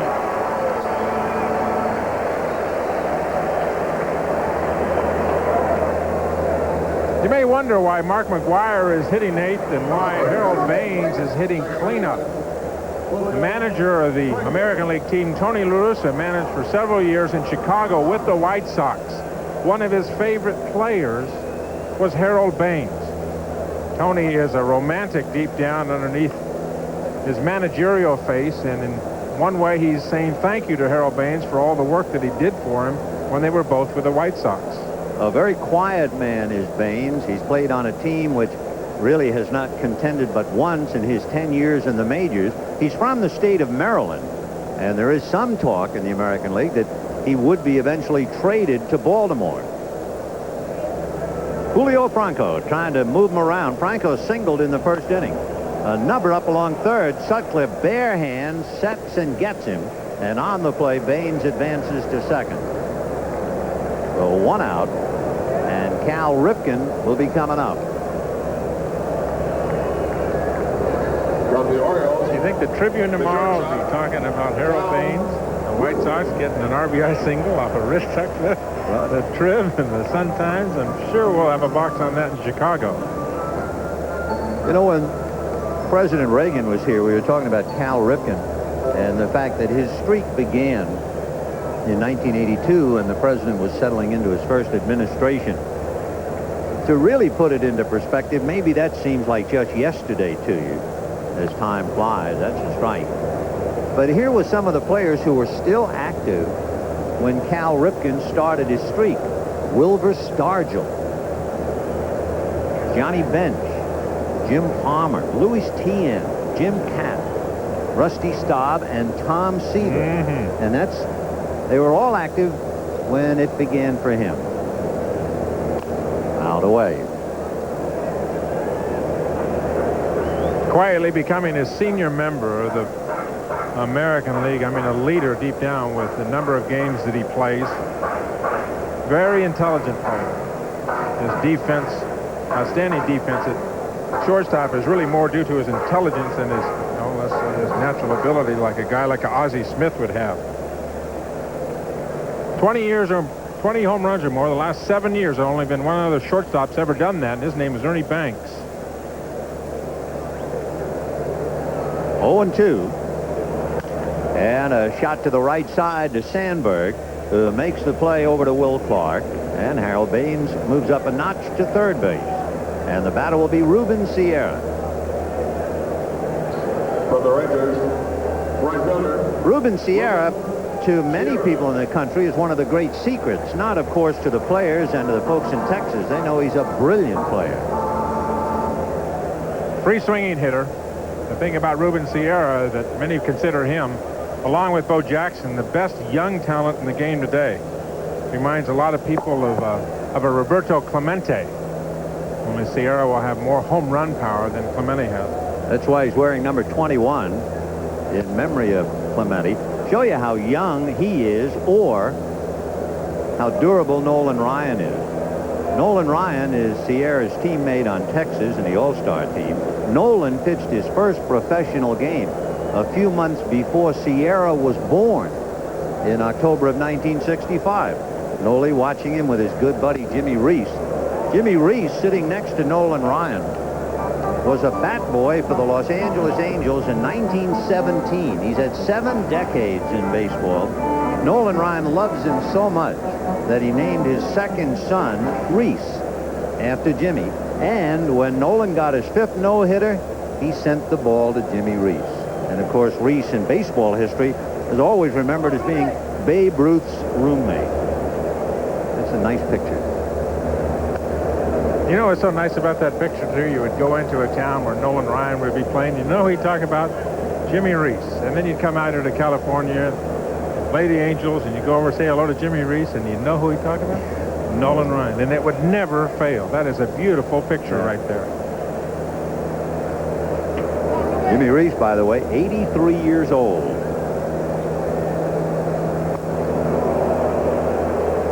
Reese, just to go back over baseball for the moment, when he was the bat boy for the Los Angeles Angels, the manager was Frank Chance from Tinkers to Evers to Chance.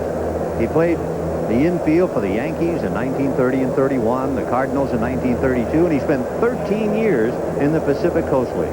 What a lovely man and what a wonderful touch. Ground ball wide. Clark has it off his glove, recovers, fires, too late. The run is over. The Harold Baines brings in the second run of the inning. And it will be ruled a base hit off Will Clark's glove. And an RBI for Ruben Sierra. Clark, known as a player that can do absolutely everything, a little over-aggressive here. You could see how Sandberg was right in position to get the ball. But a very aggressive player, not only offensively with the bat, but defensively as well. Will Clark unable to come up with a ground ball off Ruben Sierra's bat, and now Mark McGuire checks in. McGuire flied to right field in the second inning. 5-2 American, and we're in the bottom of the third inning with 2 out. Kirby Puckett, the fire plug charger for the American League. In the dirt, blocked nicely by Santiago.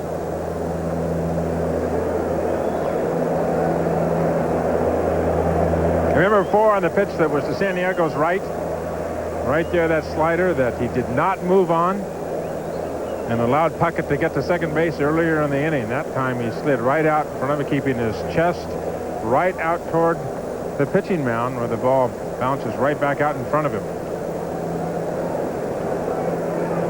The American League so far batting .500 tonight, 8 hits in 16 at-bats.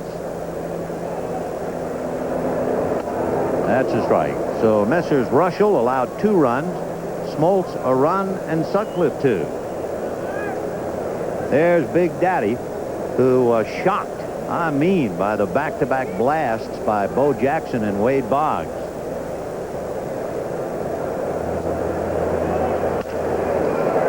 Hit up the middle for a base hit, so the hit parade continues. Sierra will stop at second base.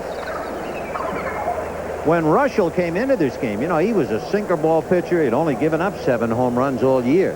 He really had to be taken aback, especially because Tony La Russa said, I want him to be uncomfortable immediately. I want him to be disturbed by Bo Jackson leading off. And did Jackson ever disturb him?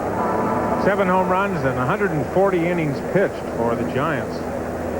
Having a super year at 12-3 at the All-Star break. A lot of people make fun of him about his size, but he is a super athlete. 0-1 to Terry Steinbach. Last year, you may or may not remember that Russell was selected to the All-Star team, but he did not play. He opted to get married.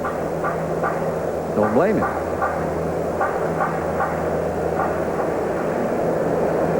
Rick Sutcliffe in some trouble. He has given up 4 hits in the inning. Breaking ball. You know the great thing about looking at Russell on the bench there? That's the way he would have looked if he got out and struck out the side. Oh, sure. He'd just sit there just like exactly what Rick Russell is. Calm and cool. Nothing. Waver back and forth. Somebody said to him, don't you think it's really ironical that you and Stewart are pitching, etc., etc.? He said, I'm not into irony. Fly ball to right field, and Tony Gwynn wraps it up, and the inning is history. But 2 more for the American League, and at the end of 3, 5-2 American. Russell could be the loser. No. Don't forget tonight on Later with Bob Costas, Bob chats with one of baseball's all-time greats, appropriately enough, Mickey Mantle. So be sure to watch the best in late night entertainment only on NBC. You guys are going pretty good. You get President Reagan and Costas gets Mickey Mantle. The boys are having a good night. And the world gets Mark Gubicza. So it's been Stewart, Ryan, and now Gubicza in the 4th inning. And the big right-hander will be working on Howard Johnson, Pedro Guerrero, and Ryan Sandberg. So Gubicza becomes our 6th pitcher, and we're just starting up in the 4th.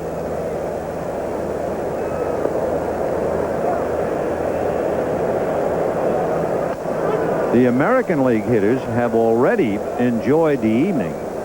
8 of the 9 starters have at least 1 base hit. Cal Ripken has hit into a force play and grounded out. Everybody else has climbed aboard the wagon. Howard Johnson singled to drive in a run in the 1st inning.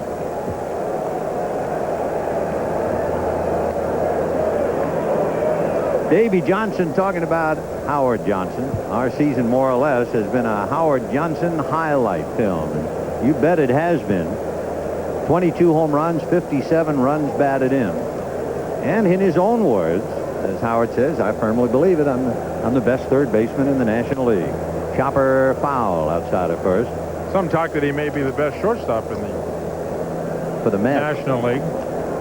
He's talking about they may move him to shortstop for offensive reasons, obviously. There's talk of being unhappy with Elster swinging the bat. I think that would be a mistake. A great offensive player to play third and be comfortable for you. And going to be in one position, concentrated on his offense, and just concentrate on the defense at third base. If you joined us a little bit late, the National League started out as if they're going to run away with it. They had 2 runs, 3 hits. They pulled off a double steal. But it has been all American League since then. Mark McGuire picking that one nicely, 1 down. In the bottom of the 1st inning, a tremendous home run by Bo Jackson. Not that it's 404 to center. That's far enough. But to Bo, Vincent Edward Jackson hit one up into the black background of the 2nd deck in center field. The black background that they use to furnish as a background for the hitters. I don't know where that spot would be. 450, I don't know. What a shot. Strike to Pete Guerrero, who flied to left field in the first inning. Might have had himself 2 RBIs if the fly ball falls, but the ever-present Bo Jackson was there to pick it off. Good fastball. You can be fooled by looking at Gubicza's number. I mean, numbers in the sense that he is only 8 and 6, but an earned run average of just over 2.5. Maybe the best slider in the game today. Very, very hard slider. Good fastball. Has become very effective. 20-game winner last year when he decided and learned that he didn't have to throw everything 800 miles an hour. He should just try to muscle everything. Fastball, slider, he tried to muscle it through the strike zone. He has been a workhorse for the Kansas City Royals and much more effective since he is starting to make that transition from thrower to pitcher. You know, you talk about a workhorse. Today, if a pitcher works 220, you figure he's working a lot. Gubicza might be the throwback type and go 300 innings. There was that slider and a check swing by Guerrero as the ball exploded, and he fouled it away. Gubicza throw the hard stuff inside, and there you can see the slider very tight. Guerrero trying to catch up to it, and just enough to foul it off. 3-2 the count to Pete Guerrero. For Guerrero, it shows you what will happen if you change ballparks and change teams. It's a big difference playing in the airport that is Busch Stadium. In 1985, you may remember, he set a National League record by hitting 15 home runs in the month of June. He didn't hit any home runs in June this year. Ground ball to Boggs, and that'll take care of him. Boggs throwing with a sore arm at third base. He hurt his shoulder sliding into a base in Boston just prior to the All-Star game. Had an injection in his shoulder to try and relieve some of the discomfort before he came here to Anaheim. And he says, I just hope it heals enough. In a couple of days, I can make some throws. You can see him almost short-arm the ball. Does not want to extend it. You know, throw and then bring the arm. Oh, you see him bring it in. So he is having a little bit of trouble throwing at third base. Well, if you're somebody like an Ozzie Smith, you might immediately see that throw and say, I wonder about laying one down and what kind of a throw. And Ozzie sits there with Kevin Mitchell and Coach Bill Russell, alone with his thoughts. Out on deck, Mike Scioscia prepares to bat for Benito Santiago.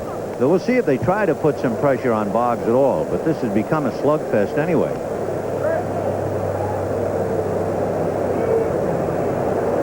The American League, 2 runs in the first inning, 1 in the second, and 2 more in the third to lead 5-2. In 1988, Gubicza averaged almost 8 innings per start. Almost 8 innings per start. This year, 20 starts, 161 innings. He is just over 8 innings per start.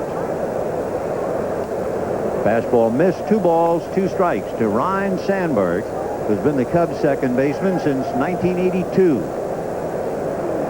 He's been something. He's had at least 600 at-bats in 6 of his 7 full years, which means he gives you a hard day's work every day. One of those players that doesn't say much. And very quietly, he keeps adding on the numbers. The only time he went on the DL, a very close play at first base in Busch Stadium in St. Louis, and he extended himself to beat the throw, hit the bag awkwardly, sprained an ankle, and had to go on the DL. Only time.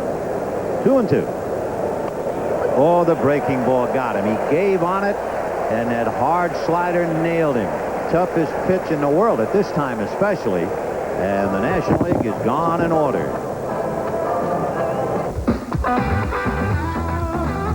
Bo knows baseball. Bo knows football.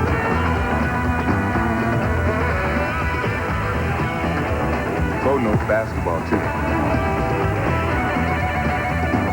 Bo knows tennis? Bo knows running.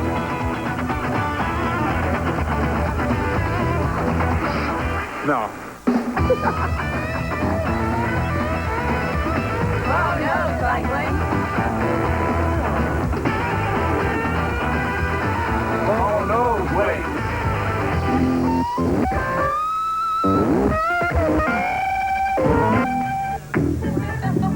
Bo, you don't know diddly.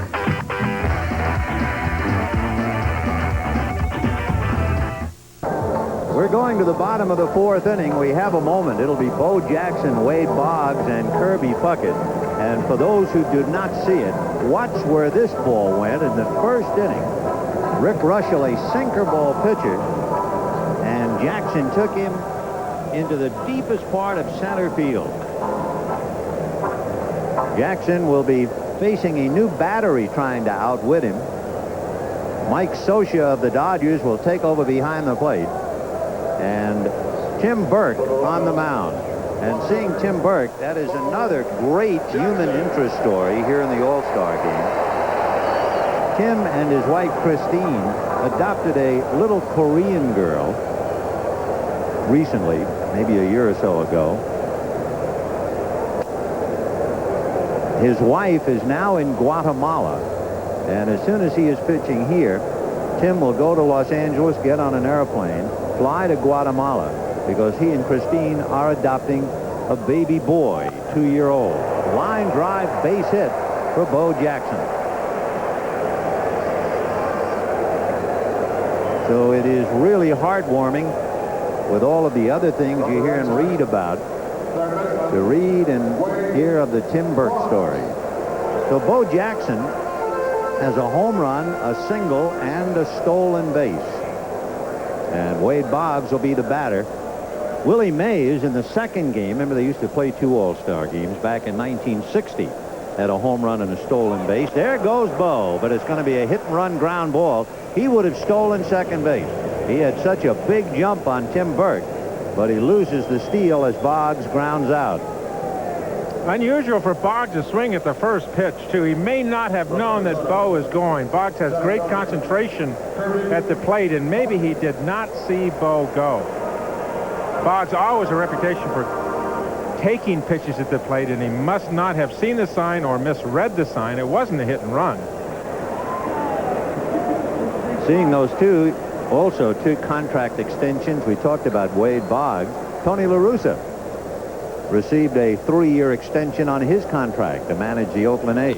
Kirby Puckett lifting a fly ball to left center. Eric Davis. Bo is going to tag, and Davis has a good arm. Here's the challenge, and it will be the Bo going in on his landing gear.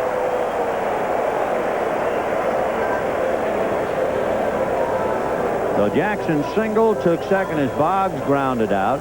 Takes third on Kirby Puckett's fly ball. And Harold Baines will be coming up.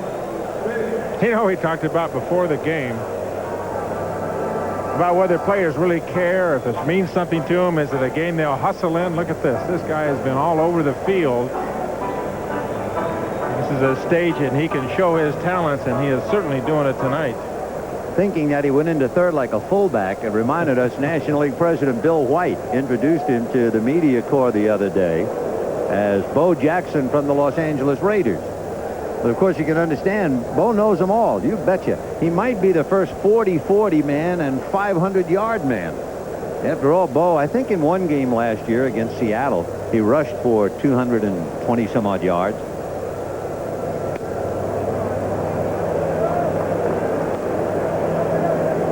Harold Baines hit back to the box in the first inning, single to right field to drive in Puckett in the third. So Baines 1 for 2.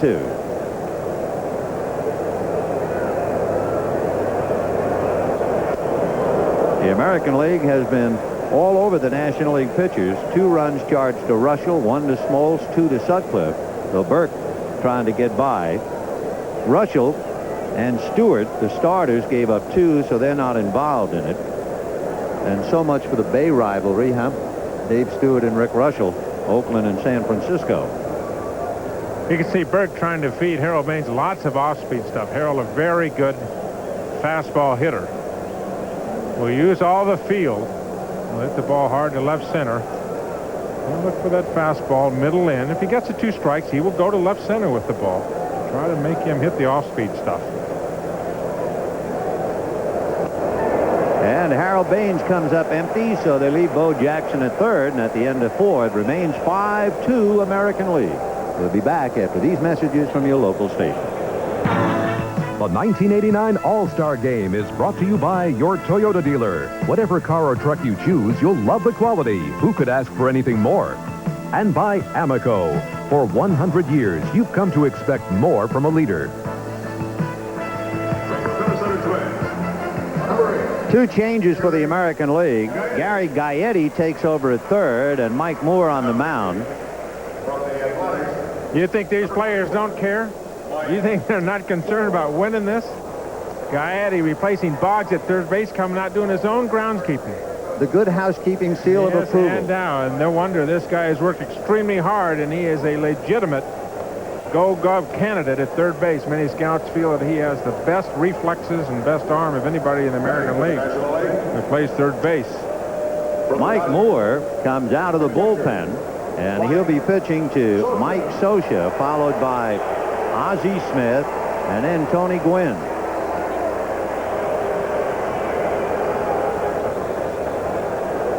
Fastball strike. Interesting turnabout for Mike Moore.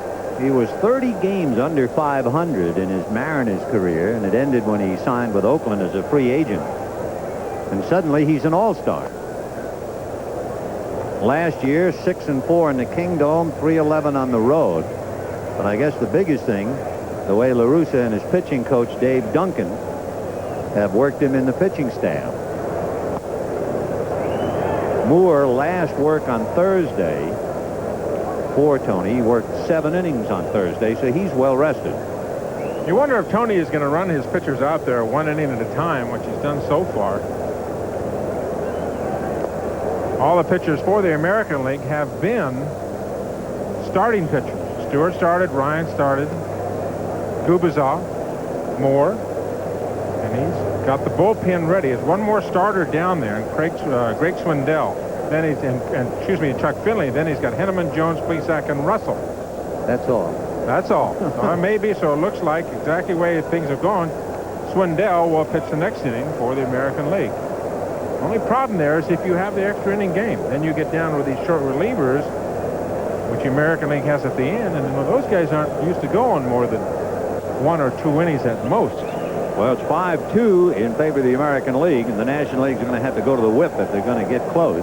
Mike Scioscia in his first all-star at bat hits one down the left field line, foul and out of play.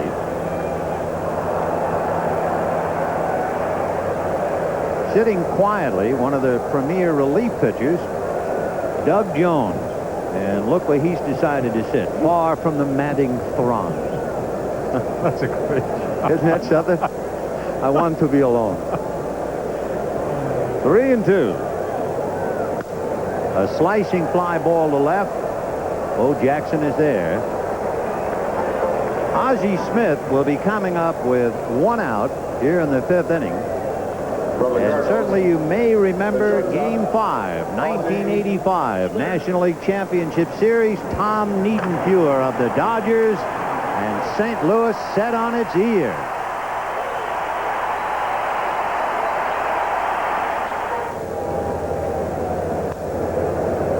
Oh, it happens every 4,000 at bats. Oh, yeah. Like clockwork. It's just timing. It's not how many you hit, it's when you hit them. The Wizard can do it. He is incredible. Single to center and fouled out. 1 for 2. We were asking him once about his acrobatic ability, and he said as little kids they used to go near a furniture store. There's a lot of sawdust on the floor, and they'd take a sway back board and put it between 2 sawhorses, and they would bounce on the board and then fly into the sawdust. Then eventually he got to where they were using trampolines. And he does a rather remarkable backflip sometimes in taking his position. And when he was on the DL, his son, his little boy, ran out and did the backflip.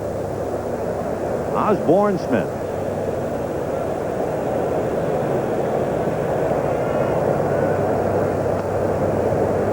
You ever tried one of those backflips? Oh, no. Thank you very much. Have you ever thought about it? No.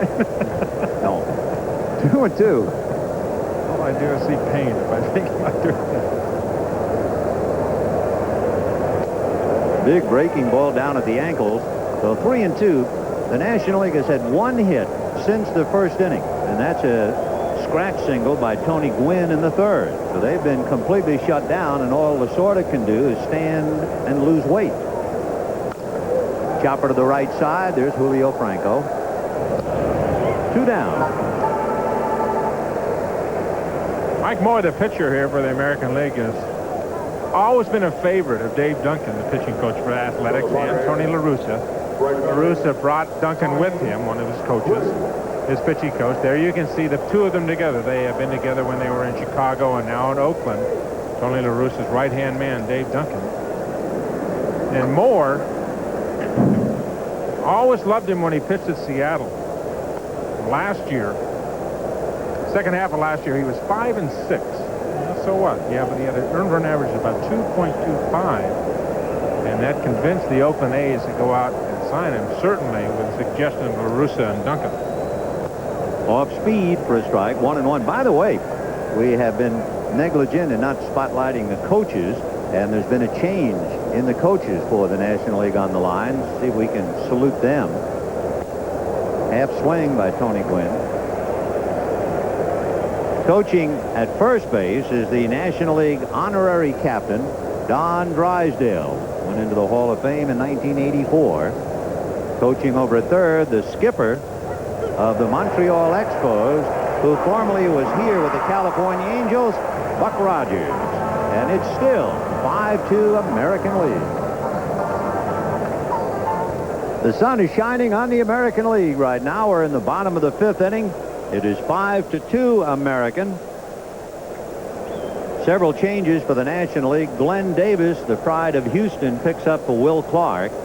And Andre Dawson, a great right fielder for the Chicago Cubs, will now pick up for Tony Gwynn.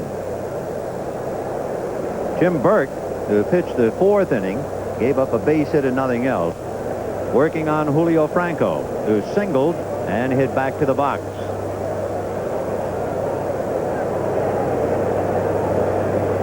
Franco played 16 big league games when the Phillies traded him, and 4 other players for Von Hayes.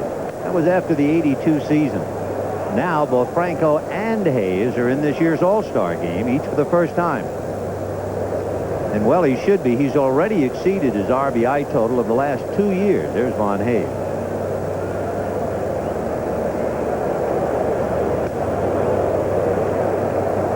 For Franco, somewhat of an unorthodox stance. It should also be noted he's the first member of the Texas Rangers to start in an All-Star game since Richie Zisk, and that goes back to 1978. Julio Franco, second baseman. Hit in the air and slicing to right. Dawson, who has collected a room full of gold gloves, makes the play. 1 out. The shortstop, Cal Ripken Jr. New defense for the National League club, and the new changes coming in, Dawson Davis and Scioscia. And we would like to show you the American League coaches. Good men and true. As Cal Ripken steps in, there is Joe Morgan of the Boston Red Sox. He's coaching at first. Check swing foul by Ripken. And over at third, and he has to really be singing like all the other Angels, in first place with the best record in the major leagues at the All-Star break, Doug Rader.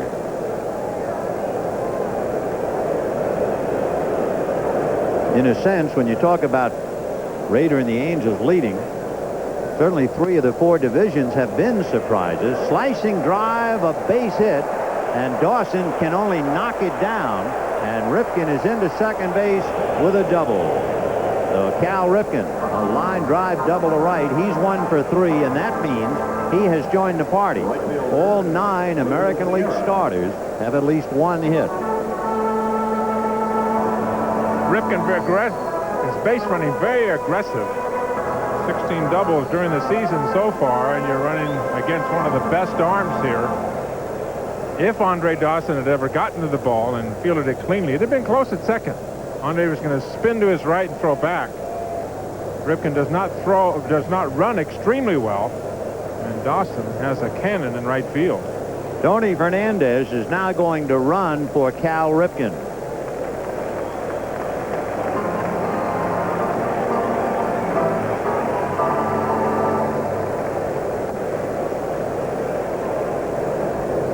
Ripken with a double down the right field line. Do almost everything in the game, and his speed is just average. And once he gets to scoring position at second base, Tony La Russa puts a little speed out there in Fernandez. The runner at second, one out. Ruben Sierra, switch hitter, and he is 2 for 2. Single to right and singled off Will Clark's glove in the third inning. The American League, 5 runs, 11 hits. The National League, 2 runs, 4 hits. For the National League, they've had 1 hit since the first inning. They have been dead in the water, and the American League keeps getting men aboard. Little roller up along first to Glenn Davis. He'll take it to the bag, and moving over to third is Fernandez.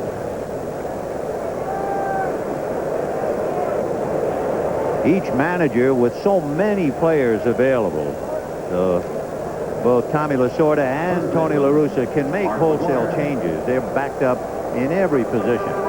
You can see Tony going down the bench there and asking somebody if they're going to go in. Let's see, they'll be going into the number 5 spot here for the American League. Probably for Franco. This looks like where Tony was riding. And Don Mattingly reaching up. And it could be that as he gets his glove, we're going to see Mattingly soon. There comes some leather. And here's Mark McGwire. Slide to right, single to center, 1 for 2. 1-0 the count.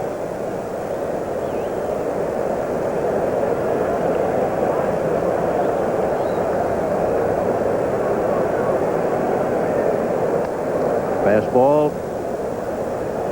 2-0. Tim Burke was the setup man. Poor Jeff Reardon at Montreal. He's 17 saves so far this season. Not enough now in this game. We have some of the closers, and they went through their education process and were setup men. And a box to the short, and up with it is Ozzie, and the throw is just in time to get him. It seemed like McGwire took a long time to get to first, but it's typical of Ozzie Smith never to quit, and it turned out to be a good play. Out of the glove, but he still has an arm left, and McGwire must have felt it was more than what it was to get to the bag.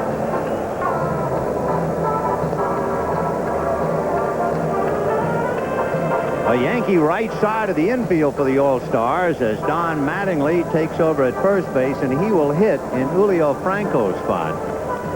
Mattingly at first. Steve Sachs will take over at second base. He will bat 8th in Mark McGwire's spot. Tony Fernandez, who ran for Cal Ripken, stays in the game and plays shortstop.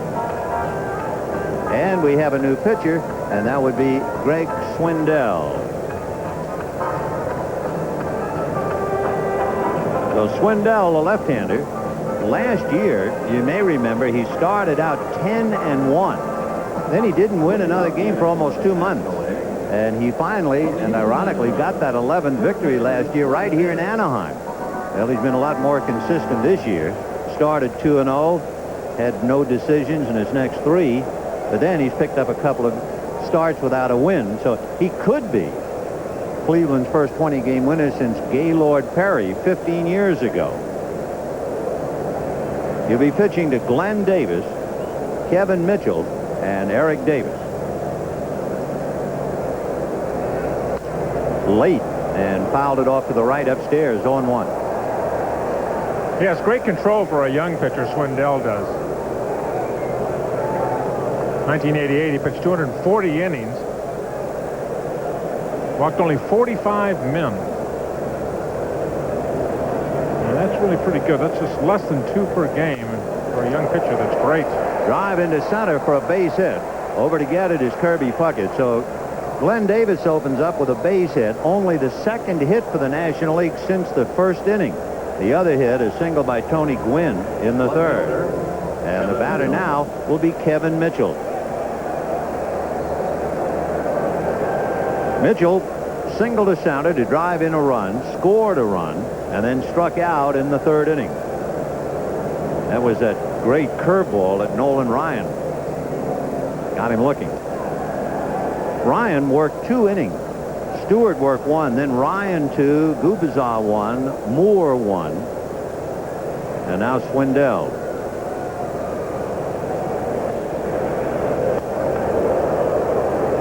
One and one to count to Kevin Mitchell. The American got back-to-back home runs, down 2-0 in the first inning to tie it up, and they have really been in control up to now. And we're in the 6th. Mitchell, 17 intentional base on balls this year. One of the criticisms, and people talk about the San Francisco Giants, that they don't have anybody swinging the bat behind him. Mitchell, of course, hits right behind Will Clark. And Clark right in the catbird seat, and you hear talk all the way around baseball about the Giants making a deal to get somebody to hit behind Mitchell. I was just thinking he can turn on that answering machine again, Ken Clark, because the thrill is gone. For the remainder of the game anyway. Sitting there with Tony Gwynn. 2-2 to Kevin Mitchell. Good fastball, and that had followed an off-speed pitch. So for the second time, Mitchell is blown away. Talk about attacking Mitchell. Fastball's in off the plate. You want to get it in off the plate. Swindell left that one on the plate inside, but simply threw the ball right by him, trying to make him collapse those arms a little bit. You could see that left elbow give slightly. It's those great big thumpers. That's what you want to do. Eric Davis at the plate, walked and flied to right, hits a slicing foul ball down the right field line, and it will drop untouched and kangaroo up into the seat. Paid attendance tonight, 64,036. 64,036 on a beautiful late afternoon, early evening. And the big surprise, with all the conjecture about how tough it was going to be with the sunshine and the shadows, they went right after each other. Most runs in the first inning in 10 years. They each scored twice. 0-1 to count to Eric Davis. Davis walked, front man on a double steal, and flied to right field in the 3rd. You know, the last 5 All-Star games, the American League has only scored 7 runs. They've won 2 out of the last 3. Off speed, hard ground ball to Fernandez, down to Sachs, and back to Mattingly. Double play, 6-4-3. And the lid is slammed on the National League once again. And at the end of 5 1/2, American League 5, National League 2. The Big A in Anaheim, the home of the California Angels, celebrating our 60th All-Star game. And right in the middle of things, with the American League leading handily 5-2, the National goes to the bullpen for left-hander Mark Davis of the San Diego Padres. He wasn't yet a closer when he was included in that big 7-player deal 2 years ago, in which Kevin Mitchell went to the Giants. But boy, he has become one of the strong pitchers in the National League. Ground ball to Sandberg. He has to wait for Davis to get back to the bag. 1 out. We alluded to Bo Jackson's home run. If you didn't see it, it was really worth seeing in the first inning. And it illustrates just how far he can hit a ball. Now look where this thing goes. Not just over the fence. Way up in there. He keeps everybody in a scramble. So here he is. Jackson, the home run. He had a stolen base in the second inning, and for good measure, a base hit to right. And that was in the 4th. He's been on base every time he's been up there in the 1st, 2nd, and the 4th inning. You see the size of his arms, and somebody is finally throwing him some off-speed stuff. Davis, maybe the best curveball in baseball today. Yeah, I think you agree. Yep. Certainly in the National League. And can throw that heater. Now, he threw that ball right by Bo Jackson out over the plate, and that's right where Jackson likes to hit the ball. And he has several home runs to right field. Good curveball to punch him up. Now that's an idea of what kind of a pitcher Davis is, that he breaks off that nasty curveball and strikes out Bo Jackson. Well, it's 3 pitches, and on the bench you can hear people in the National League saying good morning, good afternoon, and this one is good night. Welcome to the club. Welcome to the club. You have just punched out on 3 pitches. The batter now will be Gary Gaetti. Breaking ball in there for a strike. Gaetti is one of those fellows who hit a home run in his first big league at bat way back in 1981. Another breaking ball strike. Gaetti hit 2 home runs in his first opening day in the major leagues in '82, and for good measure he hit home runs in his first 2 at-bats in the playoffs in '87. He makes things happen at big moments. Out away. Great all-around player, defensively and offensively. 680 since 1986. He's hit about 280. Averaged about 31 home runs. Averaged exactly 31 home runs and over 100 RBIs. And a legit Golden Glove player at third base. 0-2 to Gary Gaetti. I was just thinking, too, you know what's different about this game? No Dave Winfield. It's the first time we haven't seen Dave Winfield in an All-Star game since 1976. And no George Brett. He hadn't played in one anyway since 1975. There were, I think, 3 where he was selected, but because of injuries he couldn't play. 2-2 the count to Gary Gaetti. Kirby Puckett on deck. So the Minnesota Twins are on display. Curveball got him looking, and now the American League can understand why Mark Davis is so widely heralded in the National. We'll be back after these messages from your local station. The 1989 All-Star Game is brought to you by Mitsubishi, bringing you the Eclipse Sports Coupe. See it at your Mitsubishi dealer. And by Budweiser. Beach with age for that clean, crisp taste. This Bud's for you. The American League making several changes. Mickey Tettleton will pick up behind the plate for Terry Steinbach. In left field, Mike Greenwell will finish for Bo Jackson. In center, feeling very much at home, the Angels' Devon White. Howard Johnson will start it off in the 7th, followed by Pedro Guerrero, and not Guerrero. The pitch is fouled off first, and this one will be out of play. Bobby Bonilla comes out on deck now, and he will hit for Guerrero. Let's face it, the managers are trying very hard to win, but they are also trying as hard as they can to get every player in the game if at all possible. That's one thing managers have always tried to do, is to get everybody into the ballgame if they can. They're deathly afraid of the extra inning game. Of course, the last time the game played here in Anaheim, 1967, 15 innings. 1 ball and 1 strike. You worry about a catcher getting hurt. You worry about extra innings and having enough pitching. The American League, 5 pitchers they have left, all of them short relievers.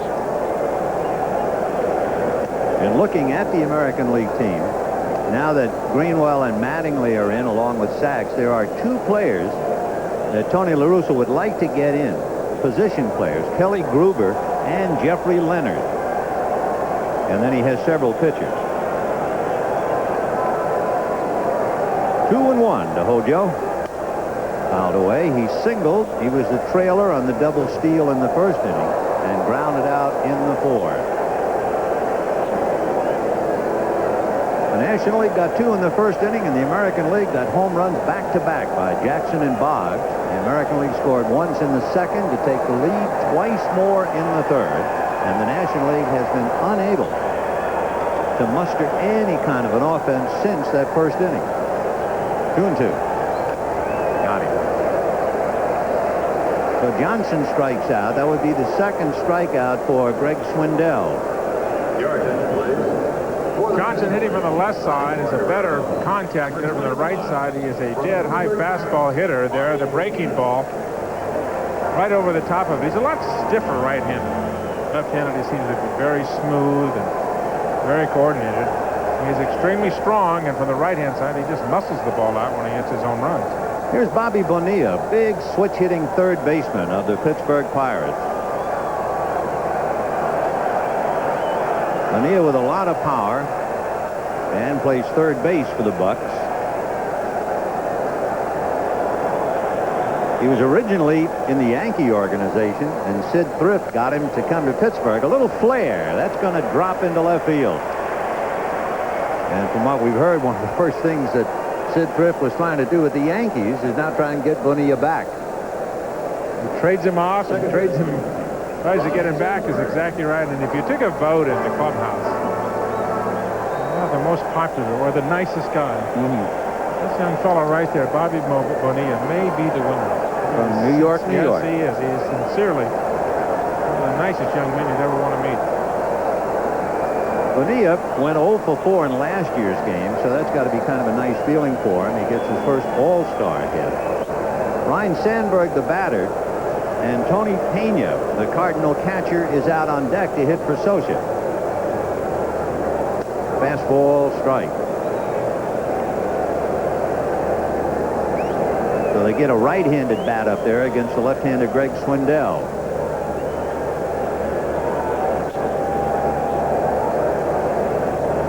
Change stayed up.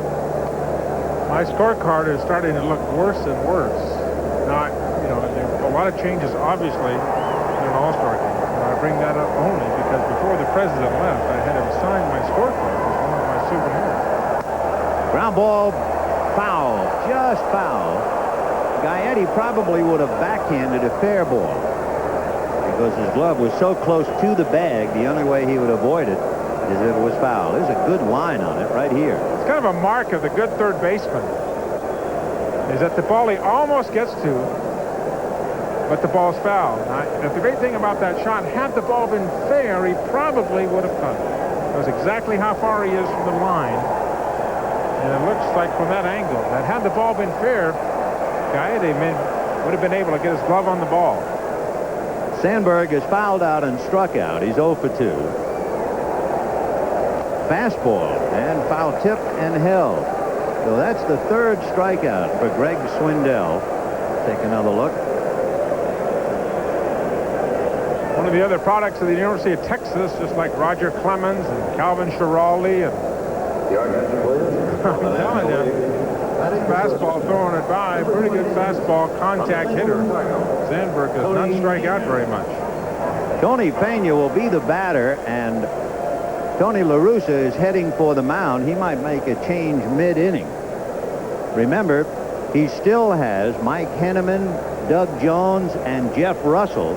And Jeff Russell is up and getting ready if he wants to make the move. And he does. They say, thanks, Greg, for the work, and there he goes. So Swindell will come out, and the 6th American League pitcher will be Texas Jeff Russell coming in from the bullpen. 5-2 American. We're ready now as Jeff Russell comes in to go head-to-head with the pinch hitter Tony Pena.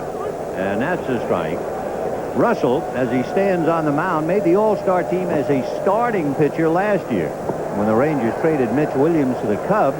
That left him without an established reliever. And Russell said he wanted the job. Now he's been the big man. Breaking ball in the dirt, swung on and missed. So in a sense, when you see Jeff Russell, you immediately think of Dennis Eckersley. He has now made the All-Star team as both a starter and a reliever. And he comes in trying to get Tony Pena, who's probably more different than any player out there. I think if you talk to these players, they'll tell you about the influence of their father. Tony Pena is the only major league player I've ever heard of who said it was my mother who taught me to play this game. 0-2. Fouled away. Still 0-2. Russell 4-2 with an earned average under 2, 20 saves for the Texas Rangers. The reason he has become effective, a very good 90-mile-an-hour plus fastball, but he quit nibbling. He's much more aggressive now. Will go right after the hitters. He used to get behind in the count a lot. He used to ride the ball in the corners. Now he go right after the hitters. You know, you say how good a hitting catcher is Tony Pena. His career average going into this year was 275. Now let's look at some of the others. Gary Carter, 267. Carlton Fisk, 270. Lance Parrish, 257. And he can get a leg hit. Busted bat, ground ball to Mattingly. He'll take it to the bag, and that's that. So Russell saws one off in Pena's hands. No runs, 1 hit, a man left. And here's another edition of State Farm Rules of the Game. We invite you to join. Rules of the Game brought to you by State Farm Insurance. Like a good neighbor, State Farm is there. Hi, folks. Doug Harvey, National League umpire. Glad to be back with you today, and I tell you what we've got. The batter starts his swing, and as he does, the catcher sticks his glove in there. The batter's bat hits the catcher's glove. Tell you how we're going to rule on it in just a minute. Remember what we have, folks. The batter swinging the bat, it hits the catcher's glove. Tell you what we're going to do. We're going to rule it interference by the catcher, which means the man's going to get first base. However, you have to understand if the ball is batted, then the offensive team's manager may elect to take the results of the play. That's Rule 608C. Now you look it up. That's today's edition of Rules of the Game, brought to you by State Farm Insurance. Like a good neighbor, State Farm is there. Marv Albert with Bo Jackson, and the Bo Jackson legend continues. First pitch, very first All-Star at bat, and you hit it out. Was there anything in particular you were looking for from Rick Russell? Well, not really. The guys told me that he was mainly sliding the sinker ball pitcher, and I think he left his sinker out over the plate just a little bit, and I was able to golf swing and get a piece of it. Both 3 years ago, you were struggling in the big leagues, and the same holds true for 2 years back, and there were people doubting that you could do it in both sports. Is there a sense of revenge in that you have certainly answered those who had doubted that you could do it in both sports at the same time? Well, I really don't pay any type of attention to that. The only people that I worry about not doubting me is my family, and they were behind me 100%, and that's all that really matters. Will it ever come to a point where you feel you will have to choose football or baseball? One day. Leaning to anything at this point, particularly the way the baseball career of Bo Jackson has gone? One day. One day. One day. All right, one day it says baseball all-star Bo Jackson. Let's get back to Vin. All right, gentlemen, several changes, and rather than just hurl them all at you, let's go slowly. You're looking at Jay Howell on the mound, pitching to Devon White of the California Angels, a host player, and he gets a roar of approval. Part of the fun going on here is not only national versus American, but it's Anaheim versus Los Angeles. Anyone who's had anything to do with the Dodgers, they boo soundly, including Steve Sachs, who's now a Yankee. It's really something. You know, it was fun before the game when Sachs and Mattingly standing side by side, right? Sachs is introduced, boo. Mattingly from New York, an out-of-towner, hooray, and they cheered him. Ground ball wide at first. Glenn Davis will do it himself. So that's one down. Now let's take a look defensively just to kind of set the picture. We're at that stage of the game. Von Hayes has taken over for Eric Davis in center. Willie Randolph has taken over at second base for Ryne Sandberg. And Tim Wallach has taken over at third for Howard Johnson. Now you saw Tony Pena hit for Socia, and Jay Howell is the 6th National League pitcher. So to keep track of the position players, the American League has 2 players left, and here is Jeffrey Leonard. So that means only Kelly Gruber is out. Leonard hitting for Baines.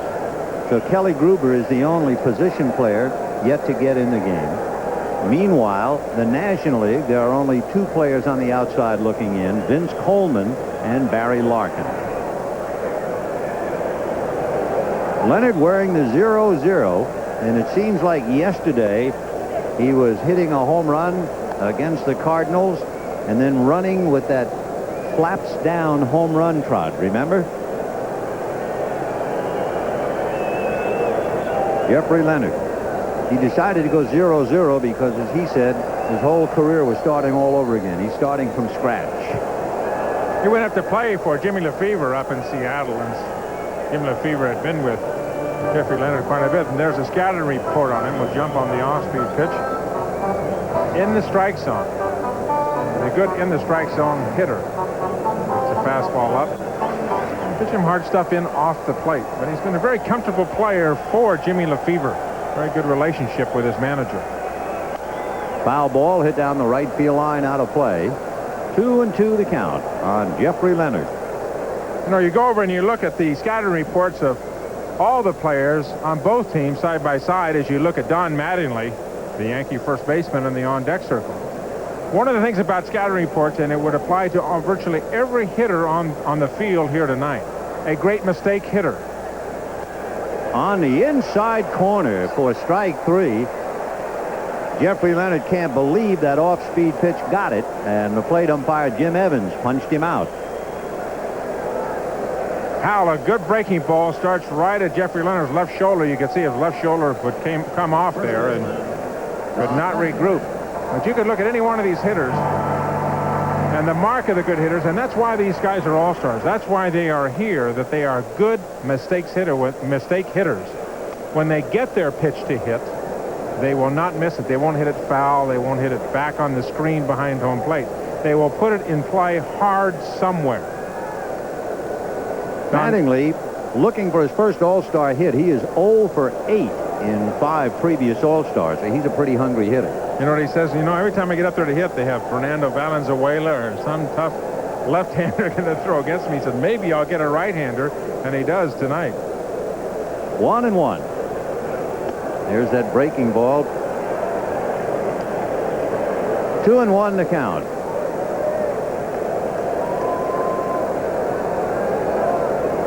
Will Clark explaining with Tony Gwynn, 2 very good left-hand hitters, and they are really riveted looking at the stance of Mattingly, who gets his first All-Star hit, and it's going to be an extra base hit as Andre Dawson runs it down. Don Mattingly with a stand-up double. And remember, a few years ago, both Howell and Mattingly were teammates for the Yankees back in 1984. That's a rude way to say hello. See him talk to Ozzie Guillen at shortstop. He says, that's my first All-Star game hit. And very typically a double. Mattingly last year went to the plate 600 times, 599 times, struck out only 29 times. A great contact hitter, arguably the best hitter of the last 5 years in the major leagues. He's got the most RBIs and the most total bases. Here is Tony Fernandez. 1 ball and no strike. We mentioned at the very start of the ball game how baseball has spread so much that of the 56 All-Stars, 6 came from Latin countries. And Tony Fernandez, Julio Franco, and Pedro Guerrero, not only All-Stars, but they're all from the same city in the Dominican Republic. San Pedro de Macorís fouled away. In the same game in the first week of the year, Tony Fernandez hit a grand slam home run and then was hit in the face by Texas' Cecilio Guante. He suffered a broken cheekbone and he missed several weeks. Glad to see he's back, and a great accomplishment to come back and make the All-Star squad. Ruben Sierra on deck. Hit down the left field line, slicing foul and out of play. Ozzie Smith will get a lot of the press, and deservedly so, as the outstanding shortstop in the game today. But a lot of scouts will tell you that the guy at the plate today, Fernandez, has taken over the position as the best shortstop in the game. 66 games this year, only 2 errors, and his RBI total has gone up every year, each of the last 5 years. 1-2. And that curveball, he fouled it away, so he's still alive. There's Barry Larkin blowing the bubble gum, and chewing the gum is Vince Coleman of the Cardinals. Whether Barry Larkin would play defensively is questionable. He has a sore elbow. We'd have to just wait and see, but that might be one reason why Ozzie's going the distance up to here. Little roller up along first. Glenn Davis cuts it off at the pass, goes to the bag, and that's it. So the American League wastes a double by Mattingly. At the end of 7, it remains American League 5, National League 2. We go to the 8th inning, and Ozzie Smith, followed by Andre Dawson and Glenn Davis. Ozzie single to center, fouled out and grounded out. Ozzie is 1 for 3, facing Jeff Russell, with the Americans sitting on top of a 5-2 lead. That's in there. The corners are up. They're looking bunt, though both Gary Gaetti and Don Mattingly shorten up. And the outfield shaded to left a bit, with Devon White slightly towards left center. No pitch. Ozzie had asked for time and backed out. National League has not had a man pass first base since the first inning. Chopper to Sachs, to Mattingly. 1 away. Quickly, let's go to Bob Costas with Howard Johnson. All right, Vin Hojo this week, a brand new contract worth $2 million per, and an RBI single in the All-Star game. Not a bad stretch for you. Yeah, it's been an enjoyable week for me. This All-Star game has been a lot of fun. Now here you are in a position with Mike Schmidt retiring where you might be the odds-on to be the starting shortstop for the starting third baseman for several years for the National League, but they're talking about moving you to shortstop. Now you got a vault over Ozzie and Barry Larkin. I know, I'd rather stay at third, but you know, I was talking to Mike before the game, and it's gonna be tough, you know, not to see him play. But you know, hopefully I can play in a few more All-Star games. Very briefly, is that the feeling you're getting now that you will play shortstop in the second half for the Mets? They haven't told me anything, but I guess they're probably thinking about it, yeah. Howard Johnson of the Mets back upstairs to Vin and Tom.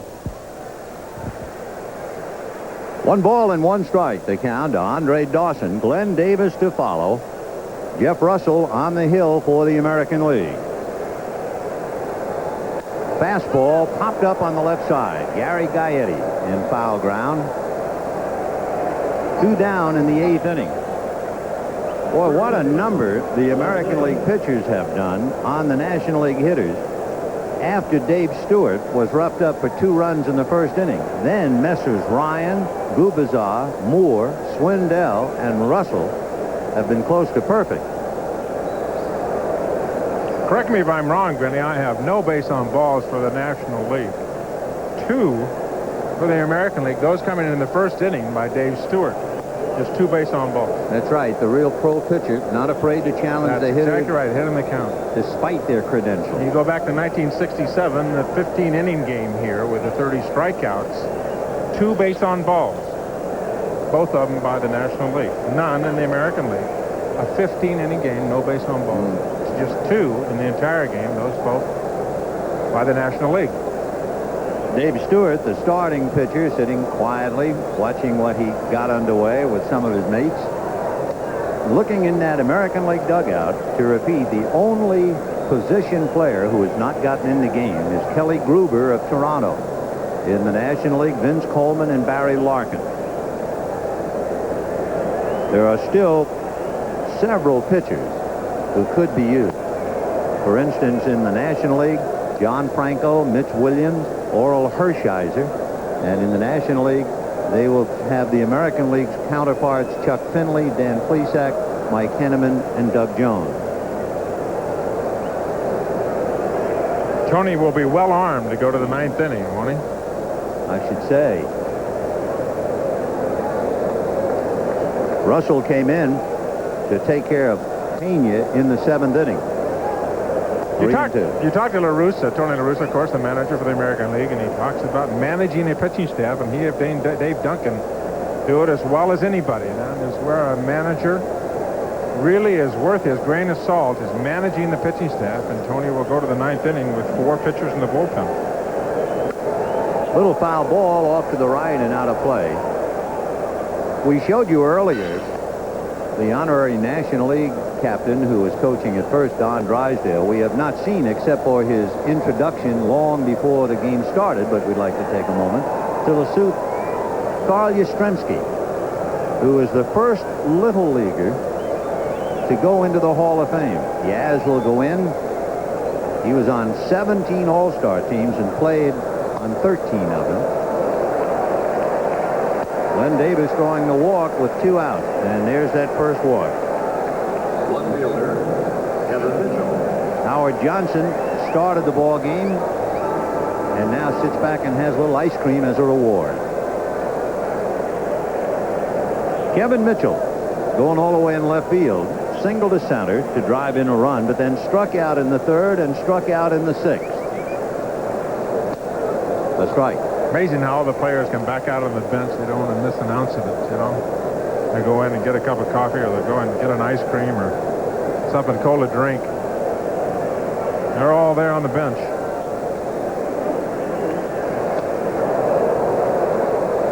Somebody asked Rick Russell, it's not exactly a tasteful remark, but it tells you the story. Somebody said to Rick, how good is Kevin Mitchell as a hitter? And he said, you don't want to be caught in the John when he's at the plate. And they're all in the dugout to see him rip. But he's 0-2 and on the edge of striking out for the 3rd time.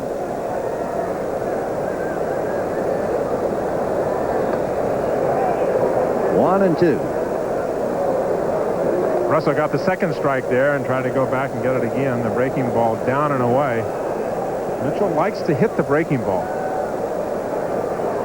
Not like any good hitter. You make good pitches on them, you get them out. You make a mistake and leave that breaking ball in the middle of the plate. Even if it is down, if you leave it in the middle of the plate, he's going to hit it hard somewhere. You know, there's something I'm going to remember, not just visually, but that I heard during this ball game. Ground ball to the hole, and that's a base hit into left field. And the National League, with runners at first and second, it's the first time they've had 2 men on since the first inning. It's the first time they've had a runner at second base since the third inning. You know what I'm going to remember hearing? When Bo Jackson was talking about his home run, which went way back in dead center field, he said, quote, "I was lucky to get a piece of it." Thank you very much. And Vince Coleman will now run for Kevin Mitchell at first base. Your attention, please. For the National League, running at first base, number 29. Mitchell getting the pitch on the outside part of the plate. Is very strong, is able to pull it in the hole between Gaetti and Fernandez, and Tony La Russa comes right out and will either use his pitching staff or leave Russell in there, but have a talk with him first. He's going to bring in either Chuck Finley or Dan Plesac, because the hitter due up will be Von Hayes, and we shall return.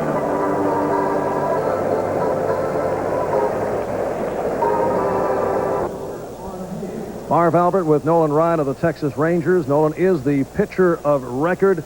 Not bad for a 42-year-old who happens to be the second oldest pitcher in the history of All-Star Baseball. Only Satchel Paige was older at 47 back in 53. And Nolan, 2 strong innings, 3 strikeouts, allowed only 1 hit. Well, I was real pleased with it. I had a real good changeup.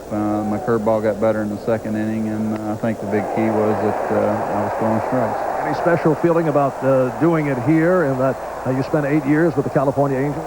Well, it was special coming back to Anaheim Stadium, and it's always been a special place for me to pitch. No problem, obviously, with the twilight in terms of the hitters. Well, I think it was different when I pitched here with the Angels before they closed the stadium in. It was tough to see at this time of day, but obviously it wasn't tonight. Okay, Nolan Ryan of the Texas Rangers. Let's get back to Vin Scully.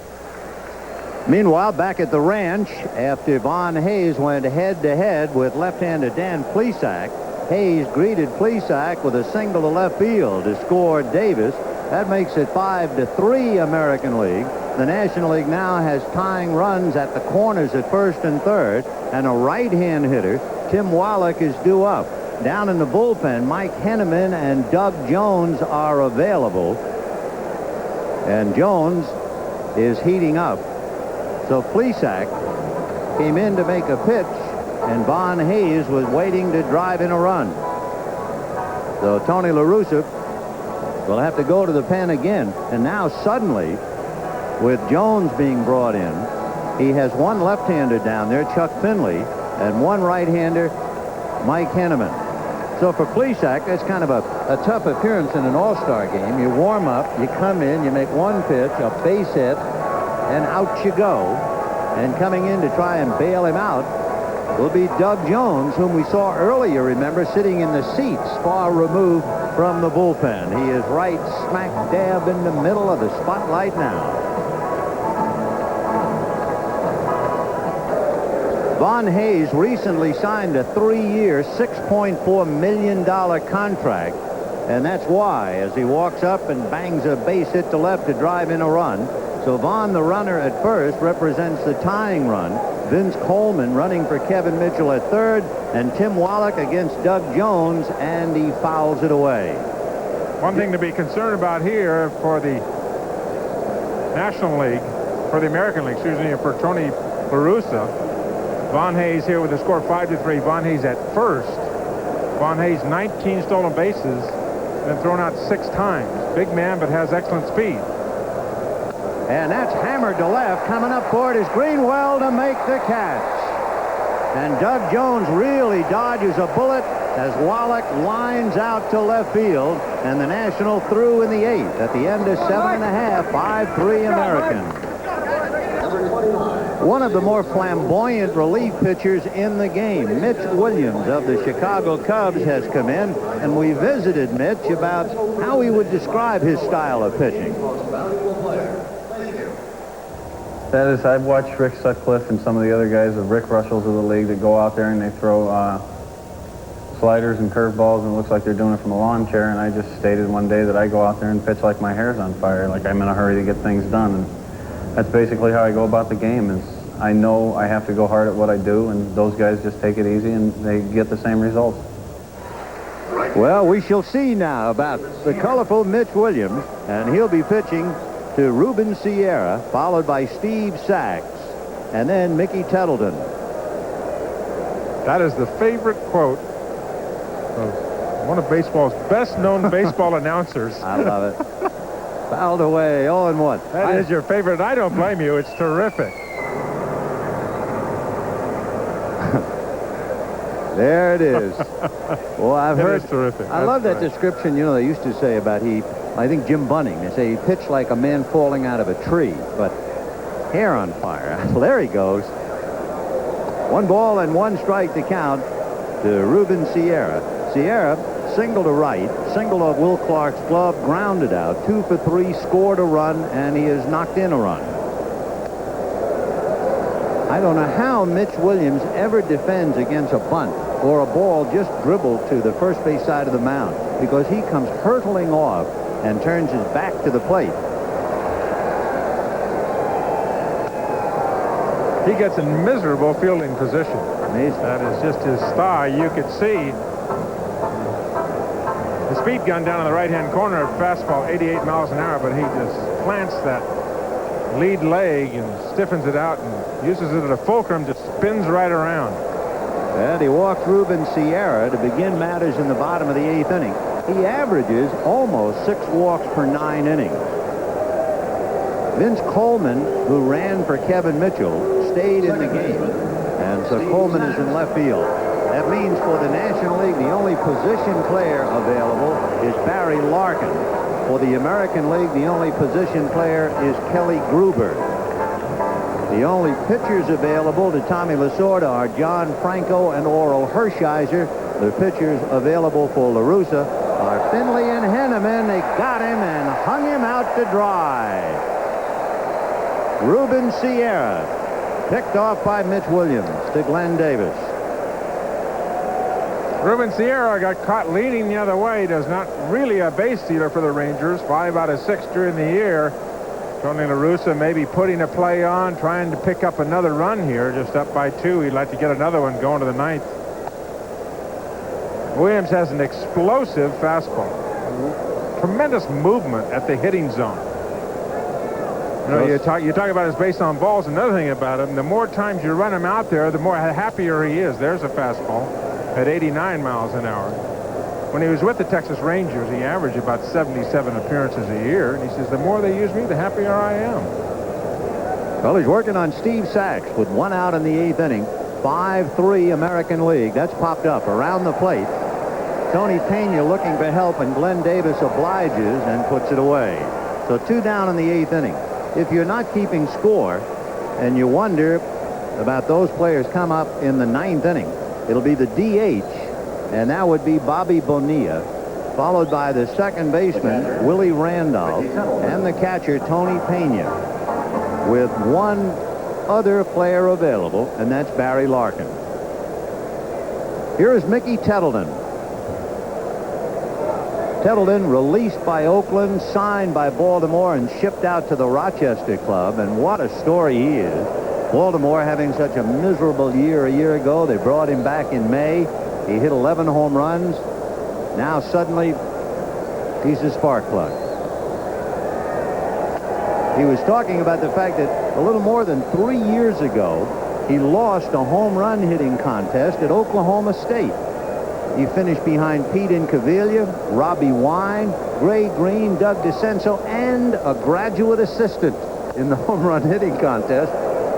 And now he's one of the big guys in baseball. 20 home runs, 51 RBIs. And, of course, you could write a book about Mickey Tettleton and the Fruit Loops. 1-2. 2-2. There's the last of the Mohicans. Kelly Gruber is on deck.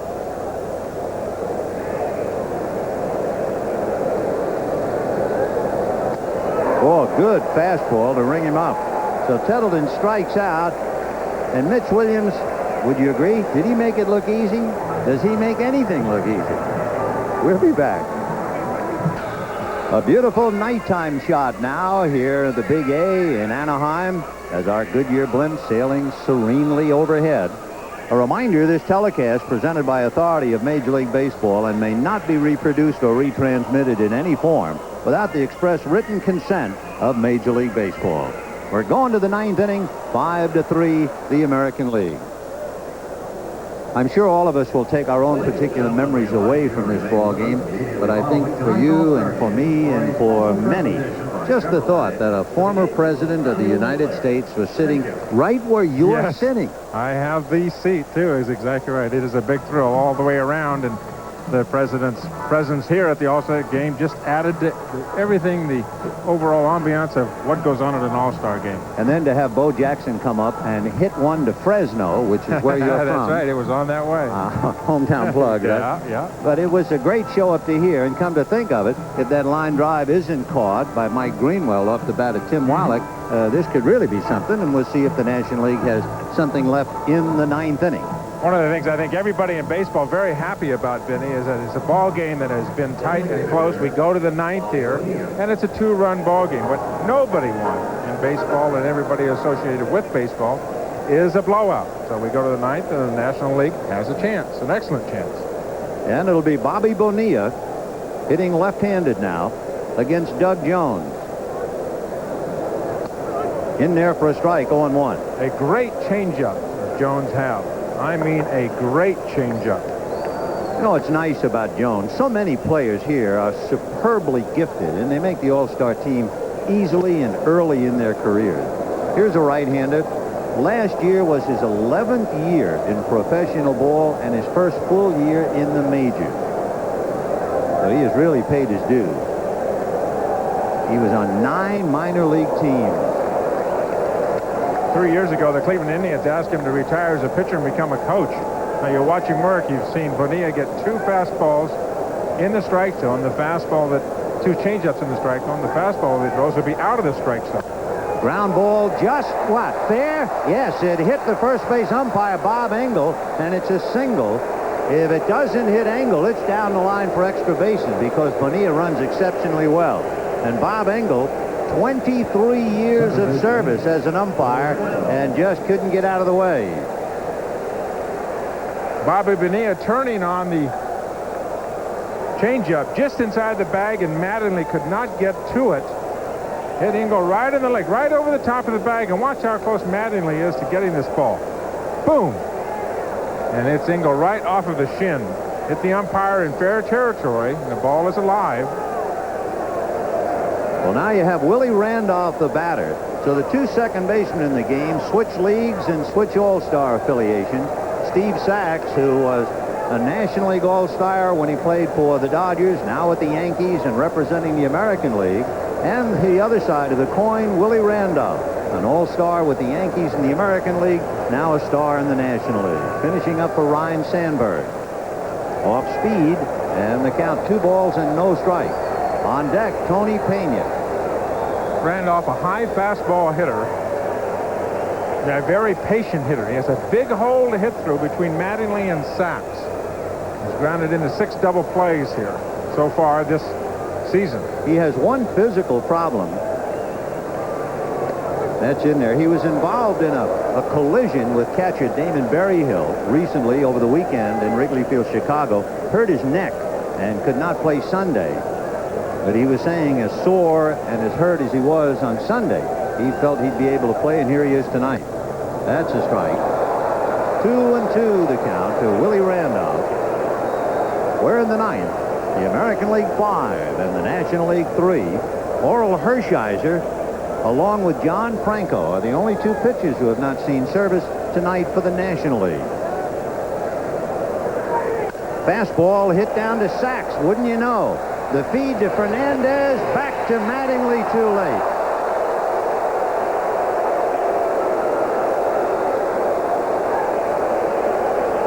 So the Force play 4-6. And the Dodger coach, Bill Russell, is now coaching first base for the National League. Big high chopper. That's the reason they could not get 2 on the play. Ball not hit that sharply to Sachs. Sachs made a very good play in the sense of making sure of the lead out in this situation. Instead of being greedy and doing something fancy and taking a chance at getting double play, get the lead out. That's hit right back to the box. Jones goes to Fernandez, back to Mattingly, and that's it. On the double play, the American League shuts down the National and beats them 5-3. So the series now stands 37 wins for the National League, 22 for the American League, and 1 tie. The winning pitcher in Anaheim, and how sweet that is to end the story, Nolan Ryan. And the losing pitcher would be John Smoltz. And I would think for a baseball fan, this had pretty much everything you want, especially in the early innings. Folks, it doesn't get any better than this. You had a little bit of everything. You had power, you had speed, you had running, you had defense. You had just about everything, and they got a great show here tonight. And so the National and the American League with handshakes all around. Good show. We'll be back in Anaheim for a few more post-game remarks coming up right after this.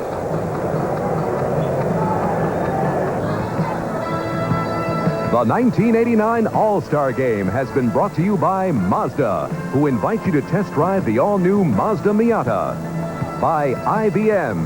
How are you going to do it? Yes to it. And by Reebok.